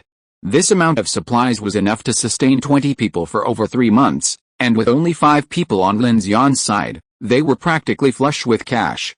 At least for a short while, they wouldn't have to worry about food and water. There's one more. Chen Sixuan pointed at the rear of the train with a quizzical expression. Besides the 4 cars, Lin Xian hadn't noticed the last flatbed car. Only then, after Chen Sixuan mentioned it, did he notice that the 3-meter-tall Iron Guard III military assault armor and the heavy TFV 600 double-barreled tank had also been loaded onto the train and placed behind the last 2 flatbed trailers. Lin Xian's expression was startled. When did you get this onto the train? With a crane. This was obviously unlikely, as the small crane was electrically powered and unusable by anyone but Lin Xian. Furthermore, how could a small crane possibly lift dozens of tons of tanks and armor? HMPH, at that moment, a triumphant hum was heard. Kiki folded her arms, jumped off the train, and said with a smile, "Of course I got it up here for you. It's incredibly heavy, and it took a lot of effort." Lin Xian was delighted. He had been worried about it, thinking that even if it couldn't be repaired, devouring it would be a good option. But Kiki had already used her supernatural powers to load it onto the train. It seemed that letting the girl rest early last night was a good idea. It came in handy at a crucial moment. "You're considerate. I'll give you a can of meat today as a reward." "Who needs your can of meat?" Kiki said smugly. "Just help me fix the radar system and the computers today. Oh, and the heater. I was freezing last night, cold." Lin Xian glanced at Chen Sixuan. He had been enjoying his coziness last night, oblivious to the bitter cold outside. Chen Sixuan blushed and quickly avoided his gaze, mumbling, "Yeah, it's a few degrees below zero even during the day." As if in response, a sharp, cold wind blew through as they spoke, making everyone shiver. The weather was growing colder, with snow and wind approaching. The low temperatures were a severe test for the survivors. Kiki and Chen Sixuan found a few suitable clothes in the collected luggage, while Lin Xian and Lu Yi, perhaps due to their enhanced physical abilities, didn't feel as cold. By the way, where's Luda? Because of Lu Yi's size, everyone unanimously agreed to address him as Luda. "Brother Xian," he said, as Lu Yi stood up from the far side of the pile of supplies. In front of him was a motorcycle he was repairing, the very motorcycle Lin Xian had owned. "Hey, didn't I tell you? He's better at fixing things," Kiki said to Lu Dao with interest. Dao scratched his head with a simple expression, clutching a wrench. "I know a little about this, too." "Really?" Hearing that Dao knew something about mechanics. Lin Xian nodded and said with a smile, "Since we're all one here, I'll be frank." With that, he turned and pulled a thick steel plate from carriage 5, throwing it to the ground. With a flick of his hand, a flash of mysterious light appeared, and the plate rose from thin air, rapidly rolling into a standard shield shape in the air before dropping to the ground. The others were stunned. Chen Sixuan covered her mouth in surprise. This was the first time Lin Xian had demonstrated the power of his mechanical mind in front of everyone, beyond just driving trains. Dalu and his sister stared in amazement, and Lu Shasha exclaimed, "Wow, Brother Lin, what kind of superpower do you have?" Kiki stared at the scene with wide eyes and puffed cheeks, clearly a little taken aback. She originally thought Lin Xian's ability was to drive trains, then later discovered he could create ice and even fire a gun with his bare hands. Now, seeing him fold a steel plate out of thin air, this ability seemed very similar to hers. Even after reading through all the internal documentation for Angel Project, she felt completely lost. Newbies, please keep reading. Highly recommended. If you are listening to this novel on a channel other than Fanfic World, it means it was downloaded and re-uploaded without effort. We warmly invite you to visit our channel, Fanfic World. There you will find the original version of this story and many other novels of various genres. We look forward to seeing you dive into a world of incredible novels. Chapter 49 Information Center. At that moment, everyone looked at Lin Xian. Lin Xian took a deep breath. After a night of thought, he decided to explain his abilities by saying he had multiple powers. Indeed, I have more than one power. Besides making trains run, I can also repair and manufacture machinery. It's because of this that I have the confidence to launch this infinite train project. Lin Xian couldn't always devour and manufacture machinery in secret. Since he was a teammate, he might as well be honest. If I have materials and blueprints, I can directly manufacture weapons, equipment, and armor. As long as it is related to machinery, I can handle it. The Lu brothers and sisters looked at each other in surprise. Lu Shasha took a breath and said, "Wow, Brother Lin, you are so amazing." I said I didn't save the wrong person. Lin Xian looked at Kiki with interest at this time. Girl, the manufacturing I just mentioned includes the radar system, sentry system, weapons system, defense system, drone, rail car, medical, life support system, active power armor, etc. that you envisioned. Now, do you still think my infinite train plan is a fantasy? Kiki looked slightly stunned. She opened her mouth, and then met Lin Xian's smiling gaze with unyielding determination, and said stubbornly, "So what? Can you design and control all these systems by yourself?" "No." Lin Xian squinted and smiled, looking at Kiki, "So I need a talented girl like you to join. Without your information center, these things will be empty shells." When Kiki heard this, a little joy flashed in her eyes. She glanced at Lin Xian cunningly, and said with a smile full of enjoyment, "Oh, this sounds so comfortable today. Well, if you can fix the heating, then I will consider it." "Okay." Lin Xian let out a long sigh, looked at Chen Sixuan, and then looked at the others. "At first, I just wanted to build a mobile safe haven, a way to survive this damn darkness and apocalypse. But ever since this train started moving, every day has been filled with terror and danger. I'm sure everyone is like me, scrambling from place to place, desperate for a breath of fresh air, a sip of water. Many have died in the polar night, and those who remain are nearly driven mad, so I realize, in this dark and cold winter of apocalypse, this train needs many friends. Only by working together can we survive longer and travel further. The orbit around the star is 320,000 kilometers.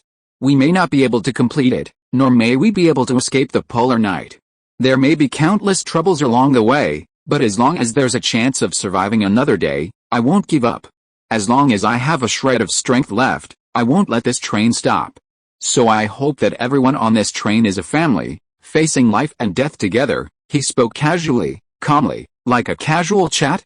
But the eyes of the others were quietly changing. Kiki put away her cunning and stared intently at Lin Xian, her thoughts unsettled. Lu Shasha bit her lip, her eyes seeming less timid and more hopeful. Lu looked from her sister to Lin Xian, then back at him, nodding. Though he said nothing, his gaze grew more resolute. Chen Sixuan's eyes were now red with tears.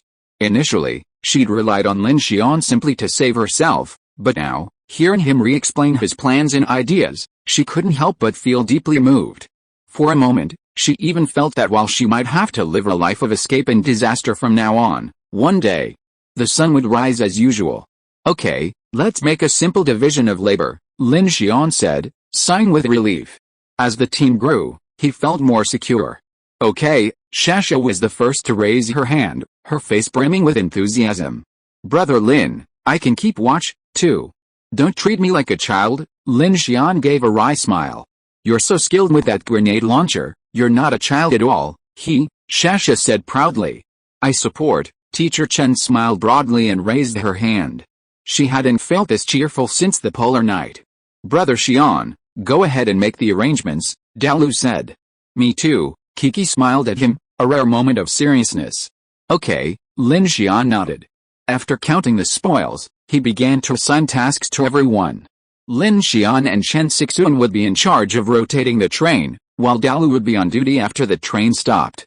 Since Dalu knew some mechanical maintenance, Lin Xian also asked him to help with inspections and maintenance. After all, the trains were growing larger, and it wasn't practical for him to use his supernatural powers to repair everything, especially the smaller details. As for Kiki, Lin Xian planned to work with her on the entire train's design. Once the radar sentry system was operational, it would provide an additional layer of safety. This significant achievement gave Lin Xian immense confidence in his infinite train project. It not only boosted his own confidence, but also gave him the added support of two powerful partners, the Liu siblings. Liu Yi is honest, straightforward, and hard-working. He possesses enhanced supernatural powers, and his towering physique gives him a strong sense of security. With him on night watch, Lin Xian feels much more at ease. Furthermore, he possesses considerable knowledge of weapons and mechanics, making him a valuable teammate both in terms of combat and skill. While Lu Shasha is still young, she is mature and loyal, so Lin Xian has asked her to accompany Chen Sixuan and Kiki to help. Now with her own small bed and the protection of the train's fortress, she has lost her previous nervousness and happily helps with the train's maintenance. The route, once out of the mountains, will soon enter Yubei. As a first-tier city far from the Xingqian disaster zone, it is one of the last major cities to enter polar night. Lin Xian and Chen Sixuan both sense that the situation there will be extremely complex. However, the train must pass through the main hub there to enter the true circumstellar orbit. Before that, the Infinity still has many preparations and systems to be fully operational, so the situation remains extremely critical. The gas turbine locomotive has a steam heating system, and the passenger cabin also has a heating system. Logically, either system could be used, and the quickest solution would be to connect the circuits and use the passenger cabin heating system directly. However, Cars 1 and 2 are different models from Cars 3, 4, and 5, and their ages are quite different. Furthermore, Lin Xian, considering his future plans to develop a water and air circulation system for the entire locomotive, decided to work with Kiki on designing an electrically driven water vapor circulation and filtration system connected to Car 1. This would not only provide heat but also circulate clean water through a distillation system, ensuring constant access to clean drinking water and even the luxury of showering. Kiki and Lin Xian plan to install the electro-optical sighting system and small phased array radar at the front of the locomotive for emergency warning. As for the vehicle's surveillance and sentry systems, that would be much more complex. It would require extensive infrared dynamic monitoring, and there were also external armor and other considerations. The weapons and defense systems were even more complex. Moving a close-in weapon system onto the train would require not only electricity and maintenance, but also ammunition supply at the level of a small arsenal. However, this was just Lin Xian's assumption. He couldn't accomplish everything in one go. Things like medical systems, plant cultivation, and oxygen circulation wouldn't be easy to implement overnight. So, for now, Lin Xian would help Kiki install the information system from the Air Raid Shelter's Combat Command Center in Car Number 2. He would also work on the electro-optical sighting system, the small phased array radar, and the heating system. The biggest potential obstacle was the potential for repairs if the track was damaged. This was a constant headache for Lin Xian. No matter how well prepared the train was, without the track, wouldn't it be a joke? So, for Lin Xian, there was still much to do, but the challenges along the way were also numerous. In Car 2, a simple information center with multiple screens had been set up for Kiki. Once connected to the electro-optical sighting and radar systems, the train would be able to detect anything within a 3-kilometer radius in front of it. However, a response module was still needed, allowing the system to identify critical situations during travel, issuing warnings and requiring a timely stop. Lin Xian had no idea about this, so he had to leave it to Kiki. Zizi, Zizzy, strange. We're supposedly far away from the ionizing influence of the Xingyin zone, and it's daytime, so why can't we receive any long-wave signals? Kiki fiddled with Lin Xian's radio for a long time, then sighed and gave up. What about the network? That's out of the question. Kiki, wearing headphones, worked quickly on the system, her fingers working flatly. I know the federal government still has some communication satellites in orbit, but they've all been lost. They're either damaged or have been specially shielded against interference. Lin Xian was inwardly astonished. He hadn't expected to receive calls from teacher Chen in Jiang City before, but it hadn't been that long. The call function had been completely disabled. Furthermore, the long-wave radio he had so highly anticipated was unusable, which was Lin Xian's biggest headache. The train, traveling through the mountains, could only receive short-wave radio frequencies within a radius of 100 or 200 kilometers. And being so deep in the mountains, aside from the surrounding villages and towns, there was virtually no information from any other survivors. Thus, Lin Xian and his group spent the quietest yet busiest day since setting out from Jiang City. The train, relying on the locomotive's reserve power, ran from dawn to dusk. Feeling a bit tired, Lin Xian stopped for a rest on a relatively flat plain for safety reasons. After nightfall, all the window shades were drawn, but from outside, a massive, slightly translucent train could still be seen, quietly parked on the tracks. Even trains 3 and 4 were now heavily armored. Unlike the previous carriages, however, the armor here was made of ordinary steel, supplemented by a small amount of leftover high-strength steel, which he had used for the time being. After Lin Xian divided the work, Chen Sixuan, like a warm and caring patriarch, took the allocated food and water and distributed them to everyone along the carriage. Chen Sixuan arrived at carriage number 5 and found that Lin Xian was not inside the carriage at this time, but was tinkering with a mechanical armor-like device on the flatbed carriage in the last section outside. New book, please vote to read and support. Chapter 50 Soar into the Sky. Scan completed, blueprint acquisition failed. Target core driver source does not exist, unable to generate blueprint information. Sure enough, Lin Xian turned on his flashlight, looking at the giant humanoid machine before him, regret written all over his face. Unfortunately, I can only devour it, but the materials it recycles should be pretty good. Unable to repair or scan the blueprint, the best option was to become the nutrient for the growth of Lin Xian's mechanical heart. He turned off the flashlight, stood up, and surveyed the dark surroundings. Once he was sure it was safe, he sat down and began to devour the massive machine. Devour progress 1%, devour progress 3%. Lin Xian observed the progress, estimating that this thing would take several hours to complete. The long night dragged on, time ticking by until it was finally complete. Devour success, mechanical source points plus 100, mechanical devour skill proficiency plus 40, bonus, strength 2, speed 1, defense 1. At that moment, a purple light suddenly flashed before his eyes. Congratulations, you've earned the bonus skill, flashback. Backflash, rare, harness the wind's force to perform a swift forward thrust.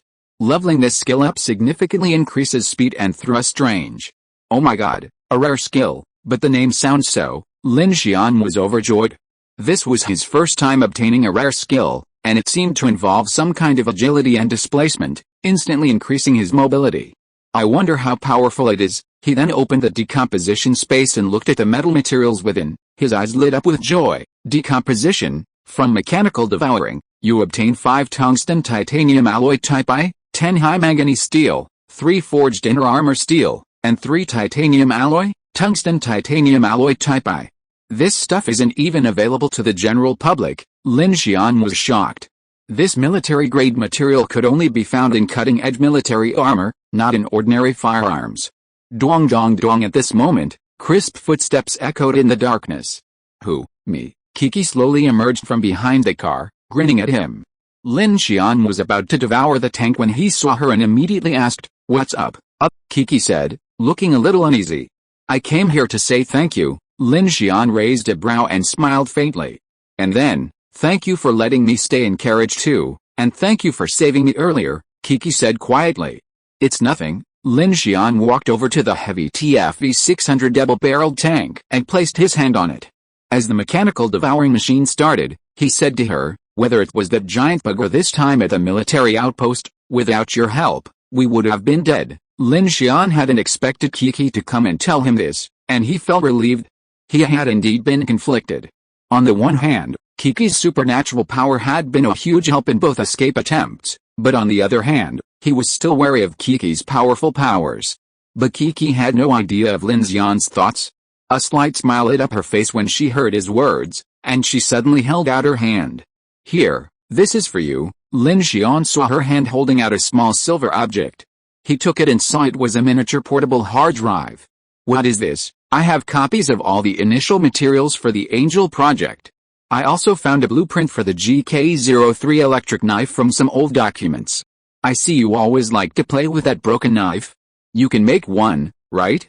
Do you want to try this? But the materials for this thing may be a bit troublesome, and it requires a high-frequency current transformer or something." Lin Xian was slightly startled. Although he had mechanical abilities and only took a knife out of necessity, when he heard the name. "Wow, GK03 electric knife? This is definitely a good thing." He had seen it in a military form before. It was a standard close combat weapon developed by Kehu Heavy Industry for the Interstellar Army Iron Guard Brigade. It was rarely equipped, but it was once criticized for its energy consumption and practicality. Later, the project was gradually abandoned. But it must be said that this thing is really cool. It can be used for fighting or even slightly modified using the principle of the electric knife. Maybe it will be of great use to his train. Kiki saw that Lin Xian's eyes were a little eager, and he couldn't help but tilt his head to look at him. "So, let's reconcile." Lin Xian found it a little funny when he heard it. He took a mobile hard drive, weighed it in his hand, and looked at Kiki. "Are you talking about the time you stole the bread, and the time I attacked you?" Kiki chuckled. "Also, I don't think your plan is boring anymore. I think it's a very brilliant plan." "Oh?" Lin Xian frowned and said meaningfully, "Aren't you the heir to the second-tier investor of the Dawn project? Why do you agree with my plan now?" Kiki took a deep breath. "I know you must think I'm lying to you again, but the Dawn project is real, and my identity is real. The area around Dalhuo Mountain that my father and I took a helicopter to seems to be the Dawn project's number 9 underground city. However, the federal government collapsed after the first polar night, and the Dawn project must have been affected. And if it were me, I wouldn't want to be buried underground, waiting for those monsters to knock on my door every day." "That sounds sincere, really," Kiki said helplessly. "I'm not lying to you this time, I swear." After saying that, she raised 3 fingers. Lin Xian nodded. "Then do you know why I designed this train plan, even though there are so many problems you are worried about? Isn't it because of your mechanical abilities?" Kiki said tentatively. "This is just a subjective factor, not an objective factor." Lin Xian tapped his fingers on the tank, his face solemn. "You may think I'm delusional. I've also heard the Apocalypse Federation's analysis of the night tide on the Doomsday Radio before. My opinion is that perhaps all of us will not be able to escape the invasion of darkness in the end. After the collapse of the federal government, a new Apocalypse Federation was established. It was an official organization that united the remaining national forces of Blue Star. At that time, many survivors could still receive many rescue and defense messages through long-wave radio stations, but after the polar night, perhaps because they were too close to Star Abyss number 3, they could no longer receive messages from such long-wave radio stations. Can't escape? Then you build this train." Kiki looked puzzled. Lin Xian's face was grim. "The advance team in Jiang City can escape the dark tide and get on earlier by going east. This is a correct reference information, but the problem is that if the source of the polar night is not ordinary darkness, the dark tide is not what people imagine. As long as you go east, you can escape. What should we do? Let me give you an example. We set out from Jiang City. Every 300 kilometers or so can advance the dawn of the next day by 1 hour. Then the question is, do we not need to run to the east, which is 3,000 kilometers away from us? According to the initial observations of the polar night, if it is because of the star abyss, then the people in the number 4 star abyss in Majin, 15,600 kilometers northeast of us, should go west or east." Kiki's eyes lit up when he heard this, and he said, "So you have to take the circumstellar orbit because this line is almost away from all the star abysses, or the edge of the star abyss." "That's right," Lin Xian said directly. "Then let me ask you, assuming that the number 3 star abyss expands from Dingzhou at a speed of 300 kilometers per day with a dark tide, how long will it take to cover the entire blue planet?"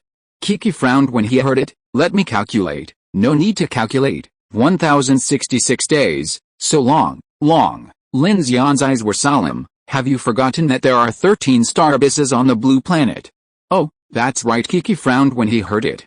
Lin Xian's eyes were slightly condensed, and he said in a loud voice, the circumstellar orbit is fixed, and it can't escape the coverage of the star abyss after all. So this is my first stage idea, and the mechanical ability I possess not only wants to rush all the way along the circumstellar orbit, but also wants to make this train break away from the constraints of the track, or one day we can let it fly. As soon as these words came out, Kiki's eyes widened. She stared at Lin Xian blankly, her pupils full of horror. Lin Xian's bold idea made her mind go blank in an instant. She couldn't imagine what kind of scene it would be to let a fully armed heavy train rush into the sky. Lin Xian saw that she was silent, and then said, I may not be very clear about the specific situation. No one can find out the truth about the cause of the polar night. In the process of escaping, we will definitely enter the polar night area, so if we don't want to sit and wait for death, we can only escape at dawn, or defeat the night. New book, please vote for me, please read and support me. End of this chapter. Thank you so much for reading until the end. Don't forget to give it a like. Looking for more exclusive content and immediate access? Subscribe to our Patreon. Remember, every like, subscription or donation encourages us to continue. Thank you all. See you in the next video.